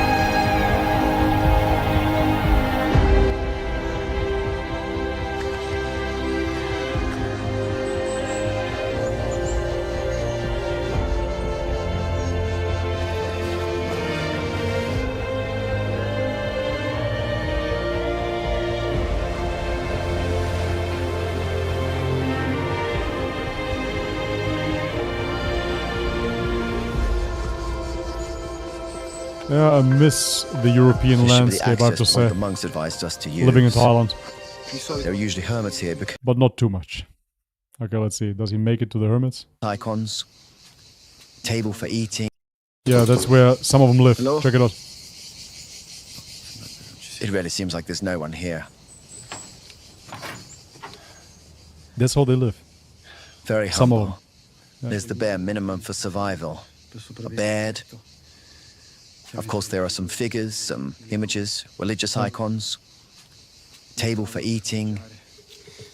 Here the hermit comes to retreat, to pray, to dedicate their whole life to prayer. Think that the main goal of these hermits is to be able to pray even while they sleep.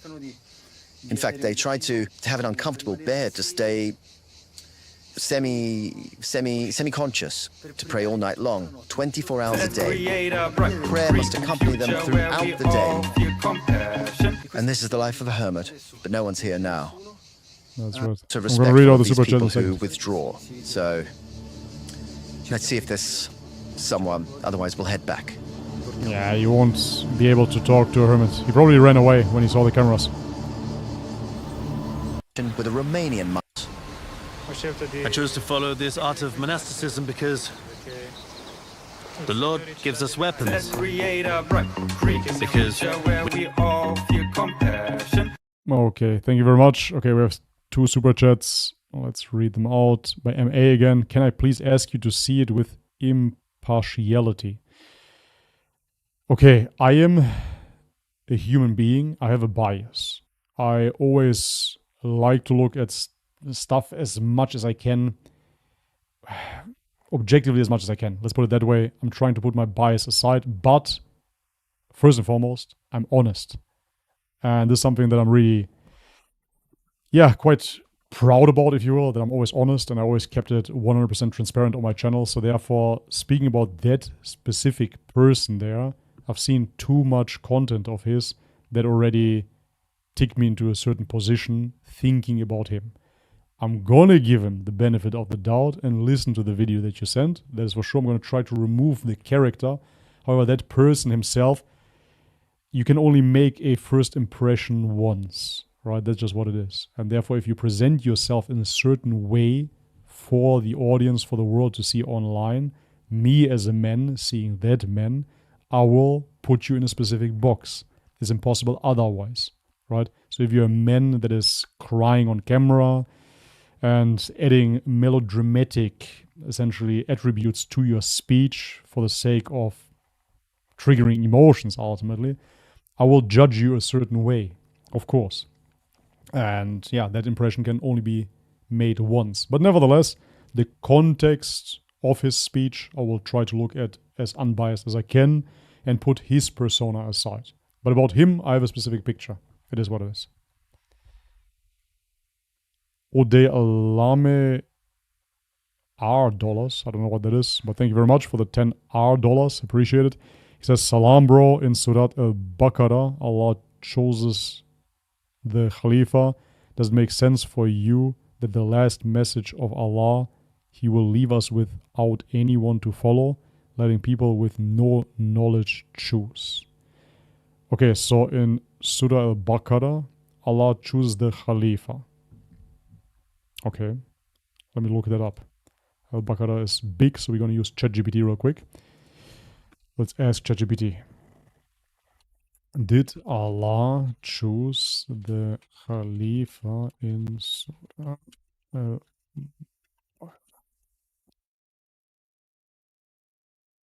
Okay, in Surah al-Baqarah 2:30, Allah speaks about appointing a Khalifa on earth, referring to the creation of Adam, peace be upon him, as the first human being and leader.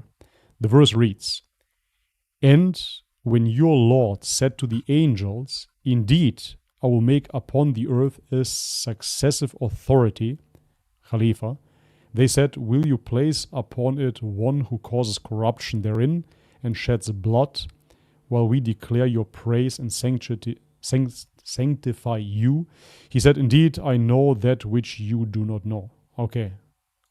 So Khalifa itself is not mentioned. It is successive authority. This is why I didn't remember finding this within the Quran. However, here we're simply talking about Adam, right, as the first human being as well. So I don't understand how this now would justify, therefore, Allah ordaining a specific person to be the Khalifa in that sense. Sounds a little bit like the Pope, to me, if you take that interpretation.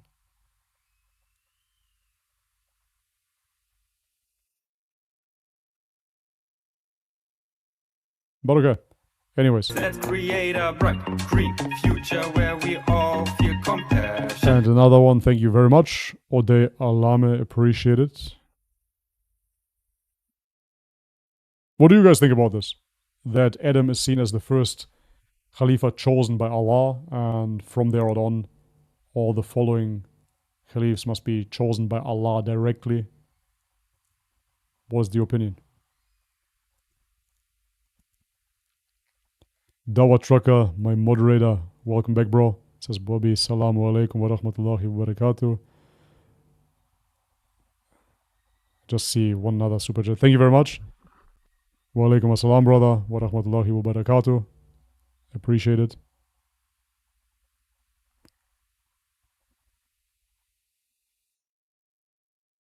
In Arabic is Khalifa. Thank you. There is, yeah. Yeah, fair enough. Again, as I said, I read the translation, obviously. And therefore I didn't know that the word Khalifa is mentioned. Is interesting. But I don't see it as proof for then following Caliphs, and therefore it must have been Ali, etc., etc. Not really. But anyways, let's proceed a bit with the video. Let's see what this monk here has to say, and then we're going to check out the Shia Imam video. We're at war with the forces of darkness. We're not at war connected with ourselves. And the weapons are the cross, prayer, the word of Christ. And like in any battle, you need to know how to use these weapons, and it's an art. Monasticism is called the art of arts. There is one of the Yeah, and this is something that they were telling me as well, that they are essentially waging spiritual warfare, that they are battling against demons in Mount Athos. Matter of fact, I would consider him a friend. His brother went over to Mount Athos to become a monk, and for the first couple of days, he was getting spiritually attacked by demons, by whatever it was. And then his spiritual father showed up. He was on a journey and came back, and he started an exorcism and spiritual warfare, etc. They were fighting with demons over there. This was their claim. Yeah, take it or leave it. It's a very, very mysterious place, I have to say, to this very day. laws of Mount Athos that intrigues me the most, and I wonder how life can be without the female figure. Here on Mount Athos, there are no women, and you probably haven't seen one in many years. Yes, exactly. Here on Mount Athos, there are no women. Precisely because women, as you have well thought, can be a distraction. God created us to reproduce. Man is attracted to woman. Woman is attracted to man. Here, Mount Athos is also called the Garden of the Mother of God. And the Mother of God asks us to give us a special grace to continue in this life without the female figure.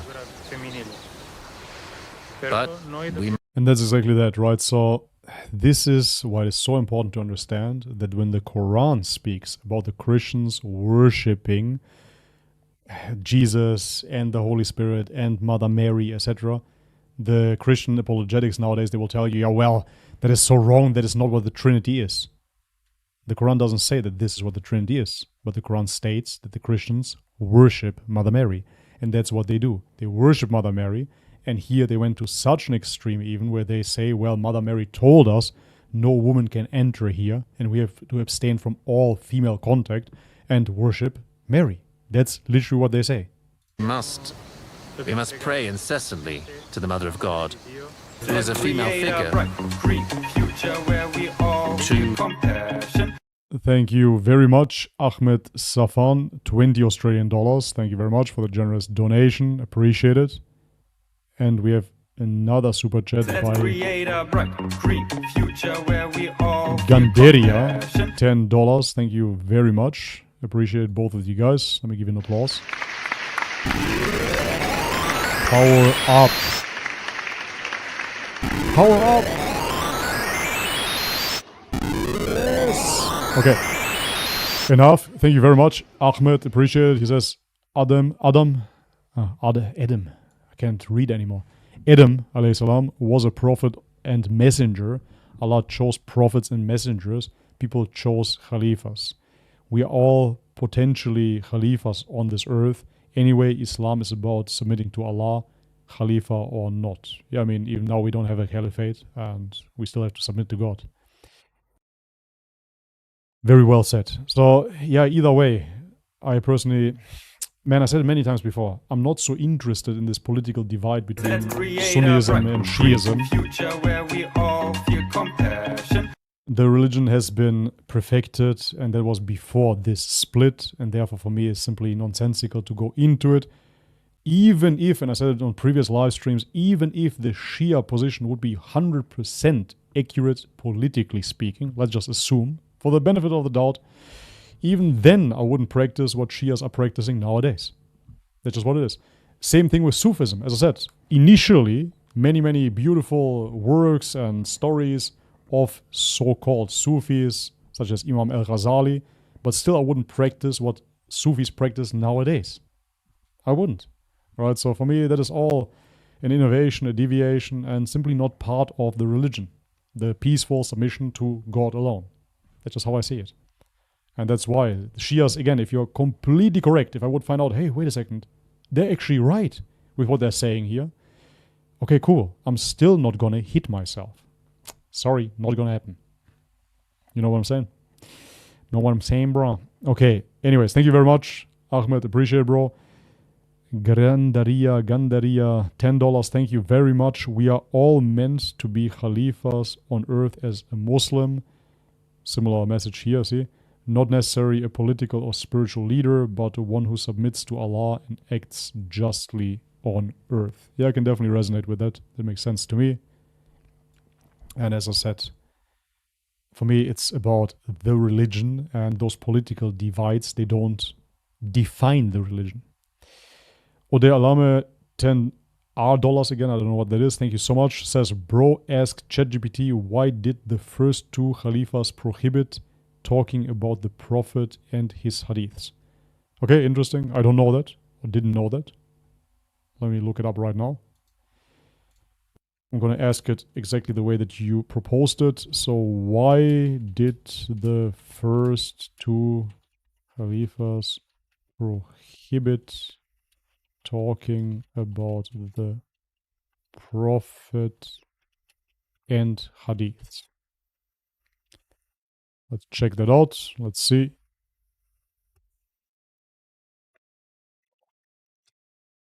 Okay, ChatGPT says here, actually let me pull this up so you can see it.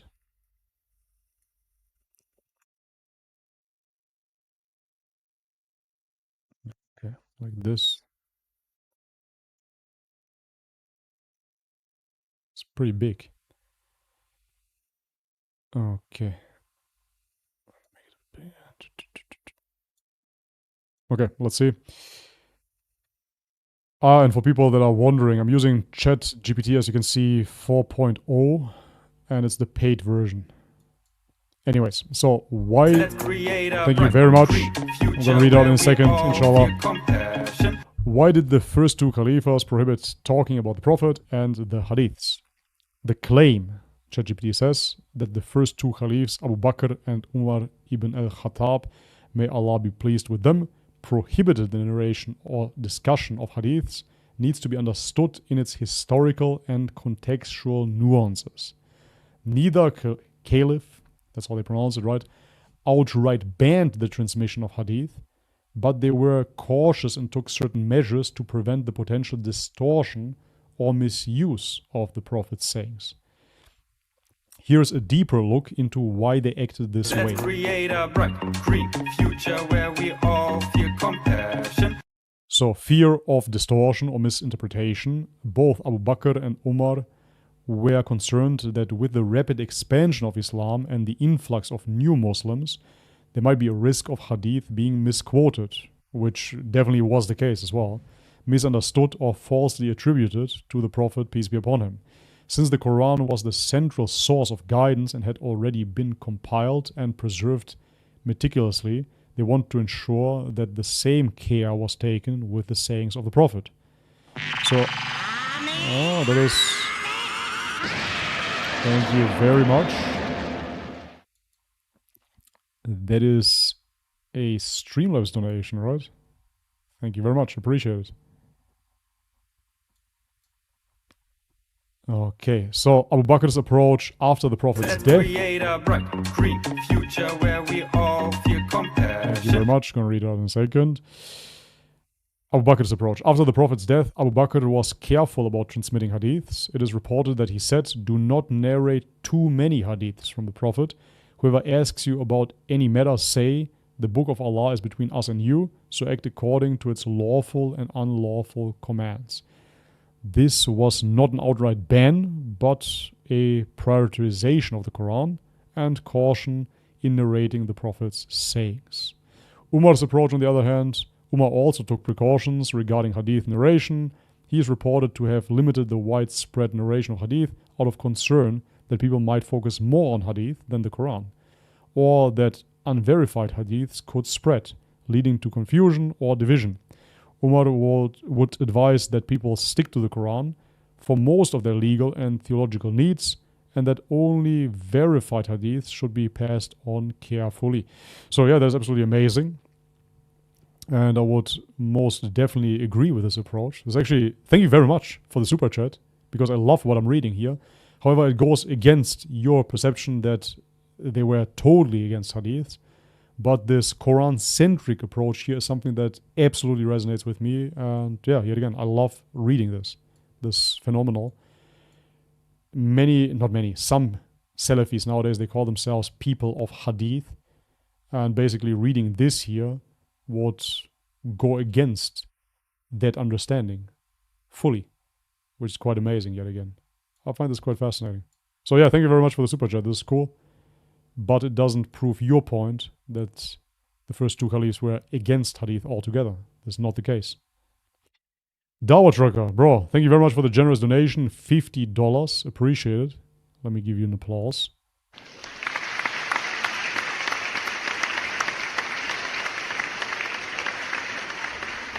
Thank you so much. And he says, Bobby, the idea that a Khalifa is chosen by Allah sounds like Shia Imama belief. Thank you very much. Shia Imama belief, because we, the people of the Sunnah and Jama'ah, do not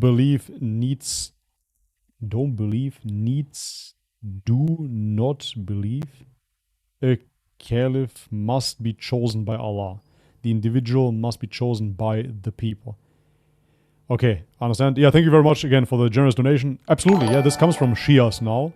And this is what is being discussed essentially. So the same old debate, of course. If the imam is quote-unquote chosen by God and hence always has to be a family member, or if the caliph is chosen by the people, by the Muslims, by the Ummah. Let's create a bright green future where we all feel compassion. Okay, thank you very much again, bro. See no evil, 10 Canadian dollars. Thank you very much. Merci beaucoup. May Allah bless you, bro. Let's I remember. Thank you very much, guys. I have to change the sound. I'm going to do it, inshallah. First thing tomorrow morning. I remember you said you first got rejected by Serbian monks. Yes, very true. At those mountains. It's not the first that rejected me. I got rejected first by Greeks, but then I got rejected by Serbs.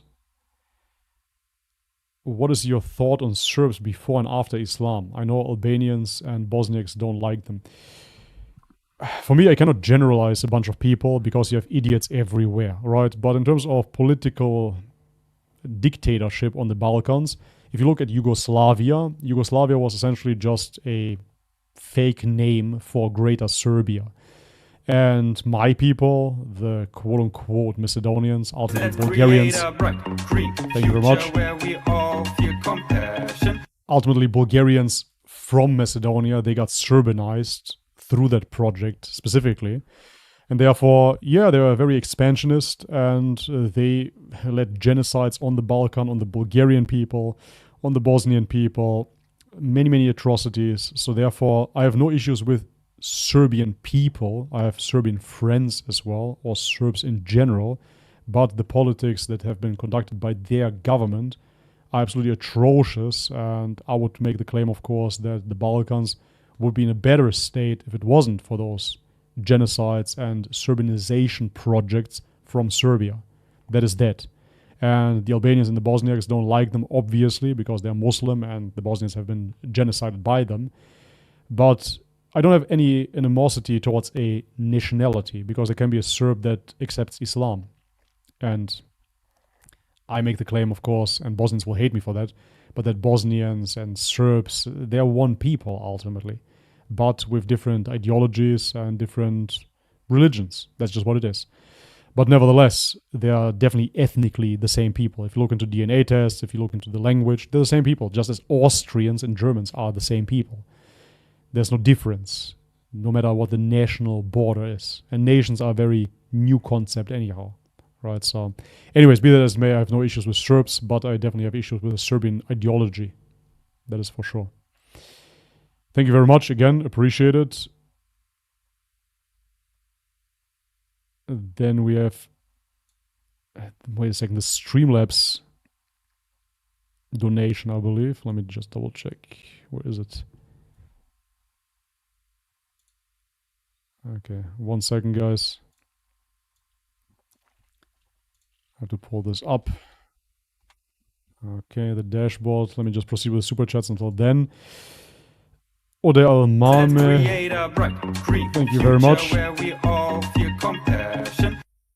Why did they kill and send people out like Abu Huraira? Yeah, I have to admit, I didn't look into the killings and who did what too much. Mega Dutchman, thank you very much for the 11 euros. The Mega Dutchman, appreciate it, man. Assalamu alaikum, brother. Wa alaikum assalam. Greetings from Ingushetia. Ingushetia. I think I heard that before. North Caucasus. Amazing, man. I really want to travel into that area because I feel that my roots, my true genetic roots, come from that area. Some are from the Caucasus and they migrated to the Balkans and mixed with the Balkan people. We're definitely some sort of hybrid. And oftentimes I truly would like to visit that area of the world. I'm listening to music from that area as well, sometimes, admittedly. That is my sin. Okay, 1 second, dashboard. Thank you very much, Mega Dutchman, appreciate it, bro. Whoa, so many things. 1 second. Mohammed, still here, bro. Thank you very much for the super chat. Hadith caused idolatry where they end up worshipping the Prophet. It isn't necessary for guidance, but for some nice to have. Yeah, as I said, for me there are certain hadiths, first and foremost, those historical hadiths where you have essentially descriptions of negotiations with Byzantine. Thank you very much, Bilal. I'm going to read it out in a second. Negotiations with the Byzantines, I find extremely fascinating. This is the area where I'm from. The Byzantine Empire encompassed my country, my nowadays country. And yeah, I just find it very beneficial additionally, for sure. Again, I wouldn't say that this defines my religion. In a way, maybe it does, because it led to the spread of Islam, of course. But nevertheless, I find it generally just beneficial. And I don't see the need to get rid of, yeah, such extras, if you will. Honestly. Anyways, thank you very much. Ode Alame, 10, again, $, whatever. What did Abu Bakr and Umar tell Ali bin Abi Talib after the Prophet's speech on Ghadir? I don't know what they told him. What did they tell him? Should I put it into ChatGPT as well? Okay, let me see. I'm just going to copy it and put it into ChatGPT.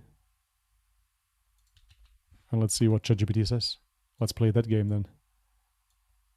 Let's see. Here you have it. Can you see it? Here we go.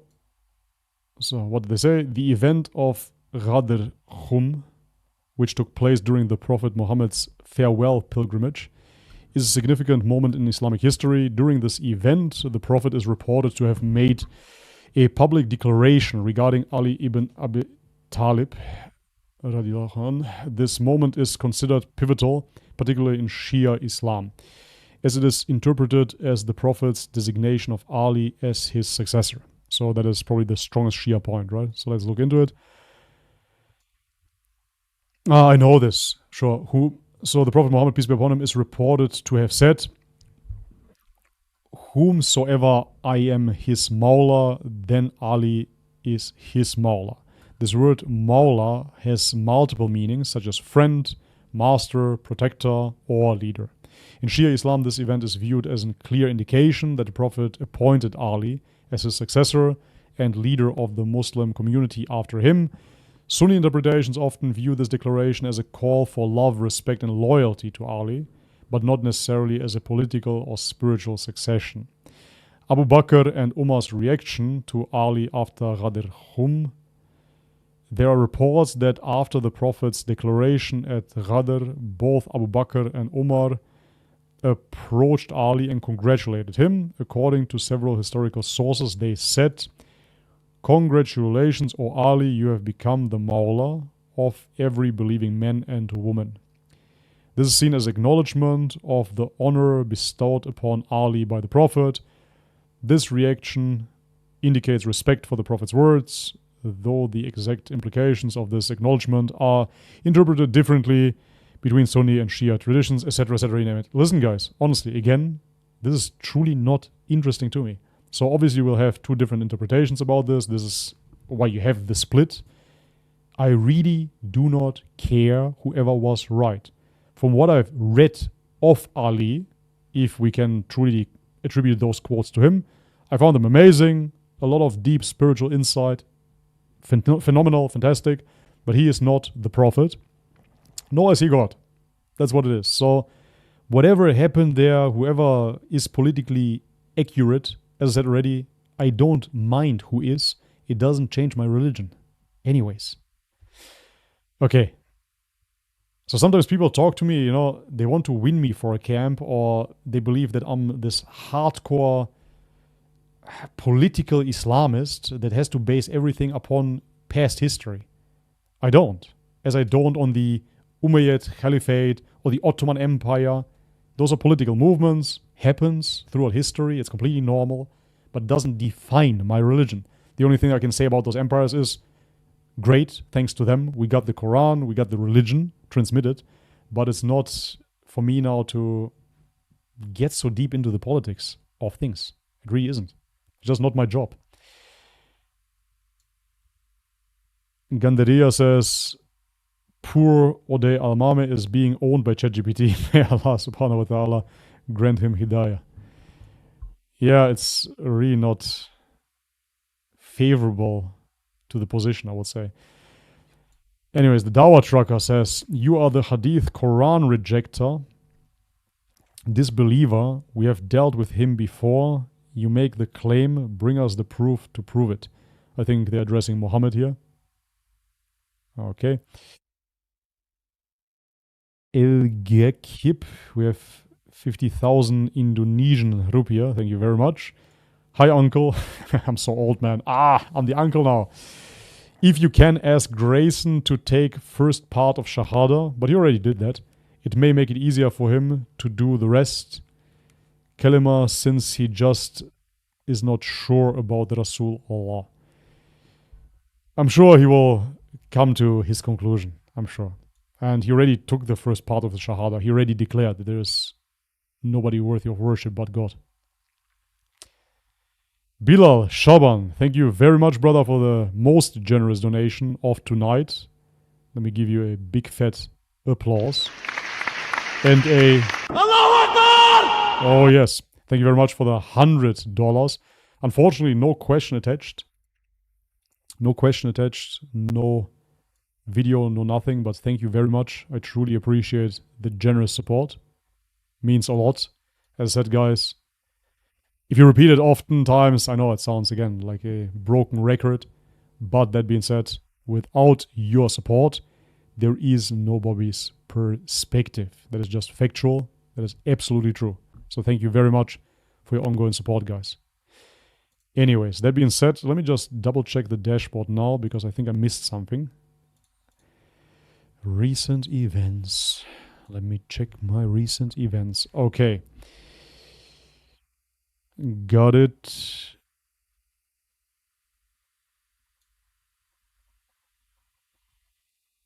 Okay. I definitely missed one. Let me check.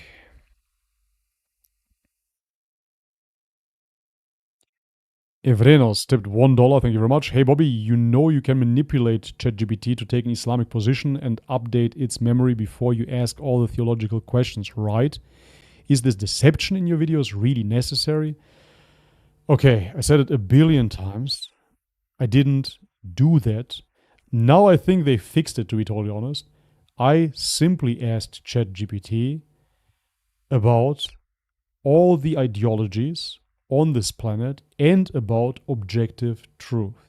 Then ChatGPT went on to come to the conclusion by itself, without me even mentioning Islam, that Islam is the correct worldview. I haven't asked it about Islam whatsoever in that chat. So it was a blank slate. Now I don't think it works anymore. And anyways, Evrenos is a Greek name. We know that there's a Christian that is butthurt because he thinks I fed it certain biases. I did not at all whatsoever. Okay. Anyways, thank you very much. Some are disappearing here. Guys, if I missed any chat, please let me know in the regular chat now, and I'm gonna try to find it. But I think I missed something. Something slipped. So let me know in the chat box if I missed a super chat, and link it if you can, or quote it again. Okay, that being said, now let me go back to this man. How do I find his name now? Not only his name, but the whole video. Okay, 1 second. I promised to react to this, so I will. I will stand by my word. Okay, let me go through it. Hopefully I can find it now.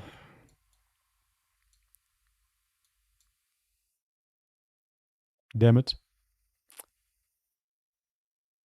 This sucks. It doesn't show me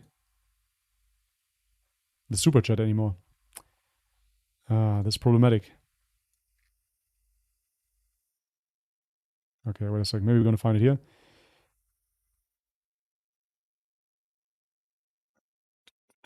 No, it's gone. Oh man. MA. Are you still there? If you are, please. You don't have to send a super chat. It's fine. Just write it in the chat box now. Write that video again, because now I just have his face here, but I don't know which video it was. So please, kindly please, post the name of the video again, and then I will react to it. Because I really don't know where it is. I cannot find the chat anymore. Thank you very much. Ah, there it is. Fantastic. Okay. Here we are. Merci beaucoup. Okay. How long is that video? Okay, there's a playlist. There's a playlist. Okay, so let's just... 45 minutes. Okay, no chance at all. Sorry, that is impossible. That is really impossible. So anyways, I'm gonna watch 5 minutes of it or so. It's impossible for me to react to 45 minutes now. Impossible. Okay, let's see. Here we go, like this. Introduction to the biographies of infallibles. So I have a strong bias here again. Again, as always, honest. When it comes down to infallibles, because the Pope allegedly is infallible as well, and I don't believe that any regular man is infallible. God is infallible. Anyways, okay.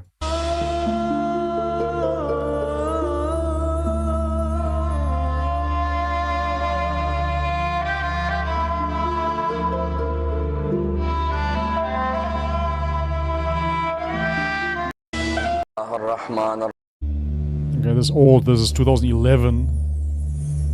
So almost 15 years ago, man. بسم الله الرحمن الرحيم الحمد لله رب العالمين والصلاة والسلام على سيدنا وعظيمنا وحبيب قلوبنا وشفيع نفوسنا أبي القاسم محمد. Yeah, Ahmed, Safan, I agree. infallible is very problematic. وعلى أهل بيته الطيبين الطاهرين وأصحابه الغر الميامين الحمد لله الذي جعلنا من المتمسكين بولاية سيدي ومولاي علي بن أبي طالب اللهم صل على محمد.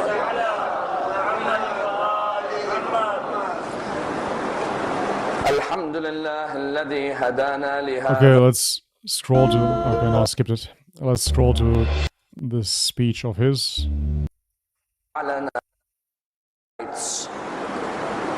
عليكم ورحمة الله وبركاته.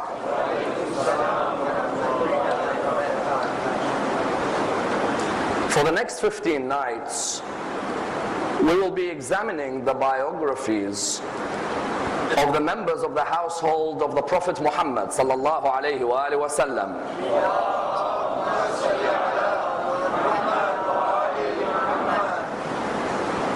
An examination of the utmost importance, one which affects each and every one of our lives, and an examination with a historical basis and a contemporary significance. In Imami theological circles, the members of the household of the Holy Prophet are referred to as the 14 infallibles, namely the Prophet himself, his daughter. Yeah, okay, I already have a huge issue with that, as I already mentioned. Infallible, I know that from Catholicism. Coming from Orthodox Christianity, that was always the biggest critique, because they didn't believe that there is anybody infallible here on earth. Everybody is a human. And if you just have a little bit of common sense, then you will understand that no human being is infallible. That's just what it is. Zero.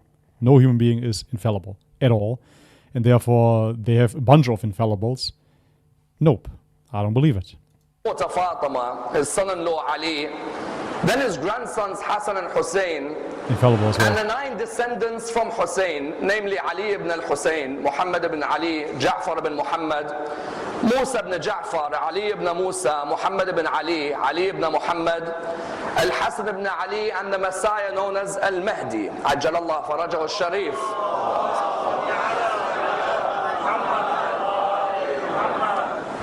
The principal aim of this...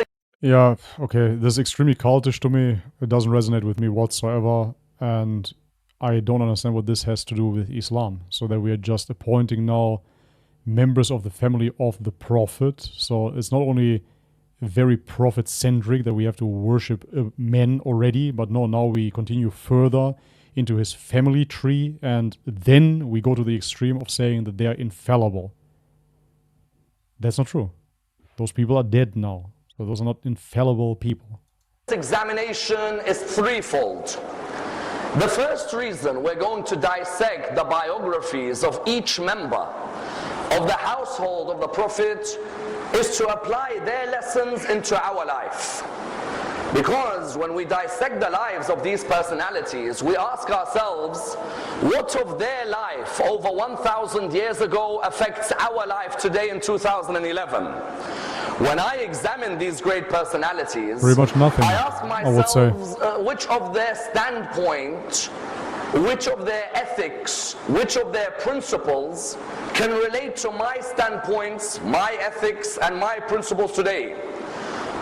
But why, really? I mean, the Quran says that in the example of the Prophet, we have a perfect example, or a great example.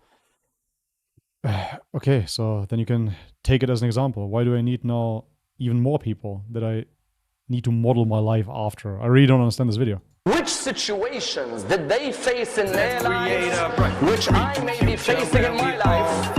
As in, when we come to dissect the life of every one of these leaders, it shouldn't just be a theoretical discussion about when they were born, or how many children they had, or who they were married to.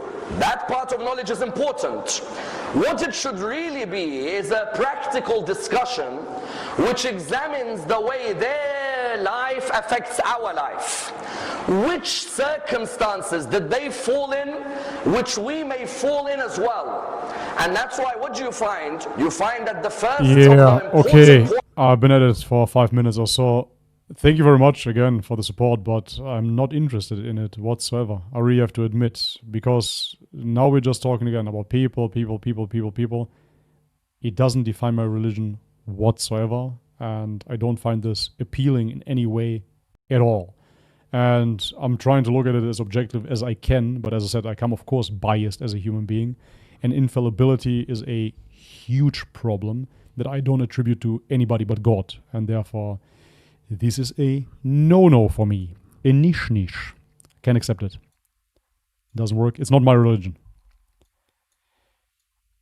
Ode Alame donated again. Thank you very much. Bro, the Prophet said that his grandson...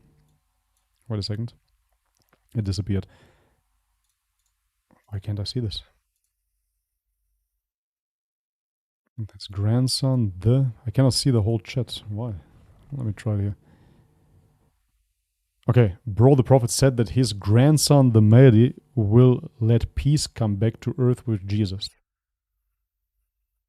Okay, where? Source of that? He's the grandson. The Mahdi is the grandson of Prophet Muhammad. Okay. Should we put it into ChatGPT as well? Let's have a look. Let's have a look. Is the Mahdi the grandson of Prophet Muhammad? Can you see this? Wait a second. It's still loading. I think we fried ChatGPT. Hooked. Doesn't work. There it is. Revived. Okay, so he's actually true. He's actually right. He says, yes, according to most Islamic traditions, Imam al-Mahdi is believed to be a descendant of the Prophet Muhammad, peace be upon him, through his daughter Fatima and her sons Hassan and Hussein. The Mahdi, whose coming is awaited by both Sunni and Shia Muslims, is often described as a rightly guided leader who will appear before the day of judgment to restore justice and peace in the world. Learn something new. Very, very surprising to me, I have to say. I didn't know this. Both Sunni and Shia traditions agree that the Mahdi will be from the family of the Prophet, specifically from the line of Fatima and Ali ibn Abi Talib. Okay, there you go. Cool. Yeah, but now what? That's the whole point. So now what? Okay. How does that define my religion now? So if the Mahdi returns 1 point, okay, then we should look out for somebody that comes from that family tree, presumably. And that's what it is. Anyways, honestly, man, it doesn't do anything to me. I'm not so much into eschatology, nor am I into politics, nor am I into history that much. So it's just what it is. Anyways, okay, guys, it has been 2.5 hours. Very long stream. Very big participation. Thank you so much, everybody. I'm going to tune out in 5 minutes. So 5-minute warning from now. And then I'm going to tune out. Descendant, not grandchild. Yeah, that makes sense. I mean, great grandchild,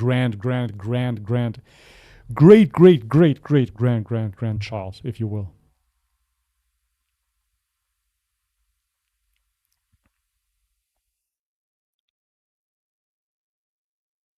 So, another one by Ode Lames. So, how will he bring peace and knowledge to us if he is not a prophet? Because he's the Mahdi. That's a specific title, right? So, he doesn't need to be a prophet for that. I don't understand. Anyways, thank you very much. He says, Bobby Latif, good to see you, brother. You need a 6-hour stream. Who wants to see it? Brother, I'm not Grayson. I'm old boomer Bobby. I cannot stream 6 hours. I have obligations, man. I cannot sit here for 6 hours. Maybe I should start with push-ups in between. 2 hours, 3 hours. That is my ballpark, you know? I'll leave the rest to the young people. Do you watch iShow Speed? No, I don't. But I had it pop up in my feed and I was quite impressed because he had, I don't know, hundreds and thousands of people watching live. It's crazy. Do 8-hour in real life streams. Honestly, it's not a bad idea. Probably not 8 hours. Definitely not 8 hours. But some in real life streams once I travel again. Could be interesting. Oh no, my phone died. Thanks, Samsung. Okay, what better sign, right? My phone died, the battery is off. I still have my chat here. But we're tuning out slowly but surely. Thank you very much, everybody, for supporting, participating. Merci beaucoup. One more time. And let me close down the browser now. It was quite fun, but it passed by quick as well. If I ever do a bit longer streams, I have to start earlier as well, for sure. A bit earlier.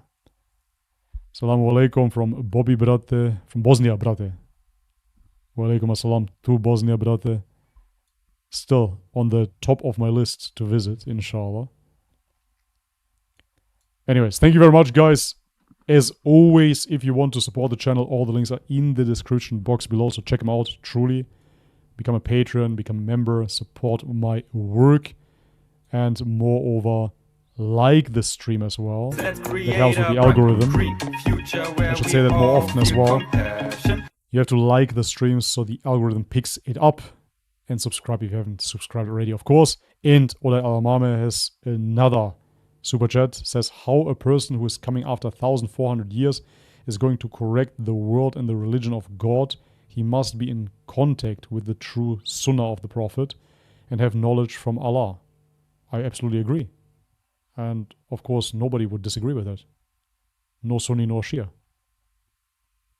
Of course, the Mahdi has that knowledge from Allah. So I don't understand.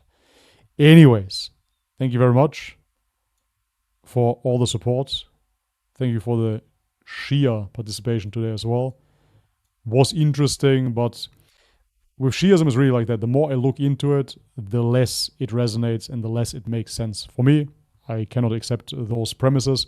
I come from Christianity. I see very, very similar patterns in Shiism to Christianity. It's so similar, it's striking.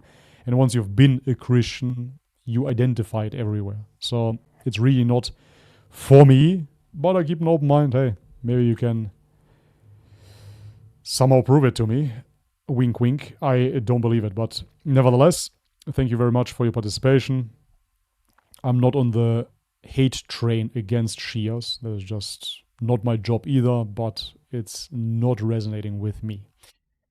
Okay, anyways, this is it, guys. Enough rambling. Now I have to spend some time with my wife here. I have my duties as a husband as well. The kids are asleep. And therefore, it is time to rest. Guys, thank you one more time. And as always, may God bless you all. Much love. And sheets. And peace. يا نفس إن لم تظفري لا تجزعي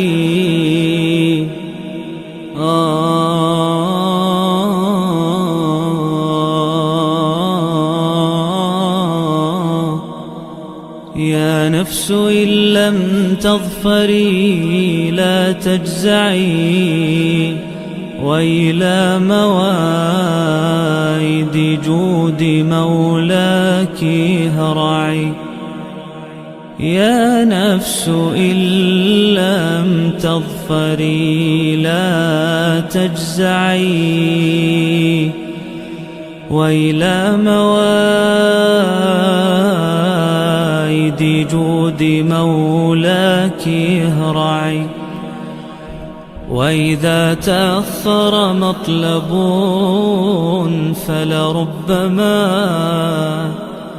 في ذلك التأخير كل المطمع فاستانسي بالمنع وارعي حقه إن الرضا وصف المنيب الألمع وإذا بدا من ناطق الوجدان ما يدعوك للياس الذميم الأشنع فاستيقظي من نومة الغفلات وليكن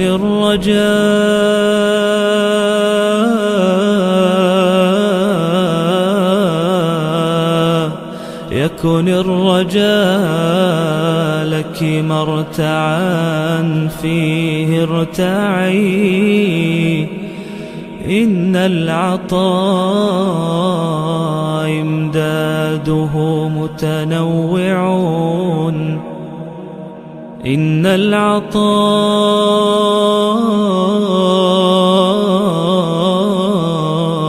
إمداده متنوعون. يا حسنه ذاك العطاء المتنوع. وردوا على نهر الحياة وكلهم شربوا، وكم في الركب من متضلع. حاشا الكريم يردهم عطشا وقاد وردوا. وأصل الجود من ذا المنبع، أصل الجود من ذا المنبع. يا رب لي ظن جميل وافر قدمته وامشي به يسعى معي.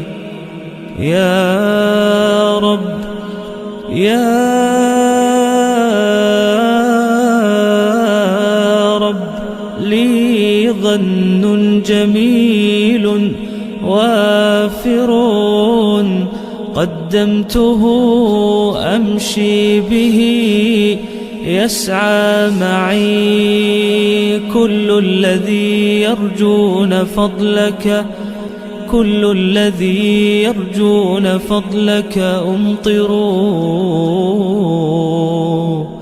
حاشاك أن يبقى هشيما مربعي. كل الذي يرجون فضلك أمطروا. حاشاك أن يبقى هشيما مربعي.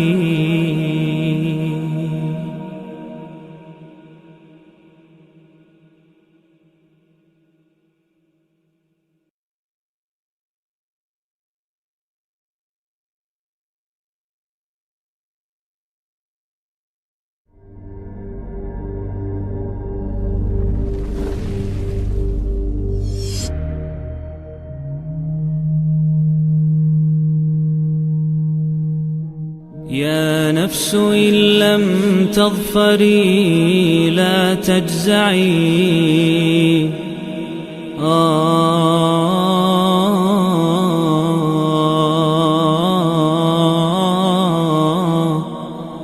يا نفس إن لم تظفري لا تجزعي. وإلى موائد جود مولاك هرعي. يا نفس إن لم تظفري لا تجزعي. وإلى موائد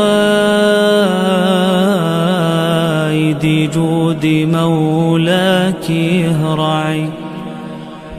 وإذا تأخر مطلب فلربما في ذلك التأخير كل المطمع. فاستانسي بالمنع وارعي حقه. إن الرضا وصف المنيب الألمع. وإذا بدا من ناطق الوجدان ما يدعوك للياس الذميم الأشنع. فاستيقظي من نومة الغفلات وليكن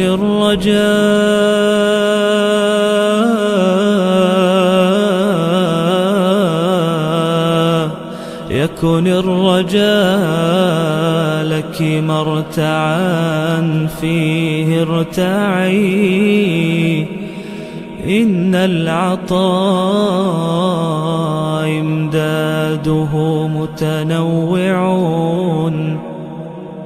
إن العطاء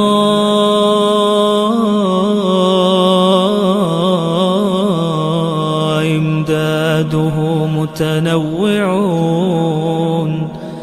يا حسنه ذاك العطاء المتنوع. وردوا على نهر الحياة وكلهم شربوا، وكم في الركب من متضلع. حاشا الكريم يردهم عطشا وقاد وردوا. وأصل الجود من ذا المنبع، أصل الجود من ذا المنبع. يا رب لي ظن جميل وافر، قدمته وامشي به يسعى معي. يا رب يا رب لي ظن جميل وافر، قدمته أمشي به يسعى معي. كل الذي يرجون فضلك، كل الذي يرجون فضلك أمطروا. حاشاك أن يبقى هشيما مربعي. كل الذي يرجون فضلك أمطروا. حاشاك أن يبقى هشيما مربعي.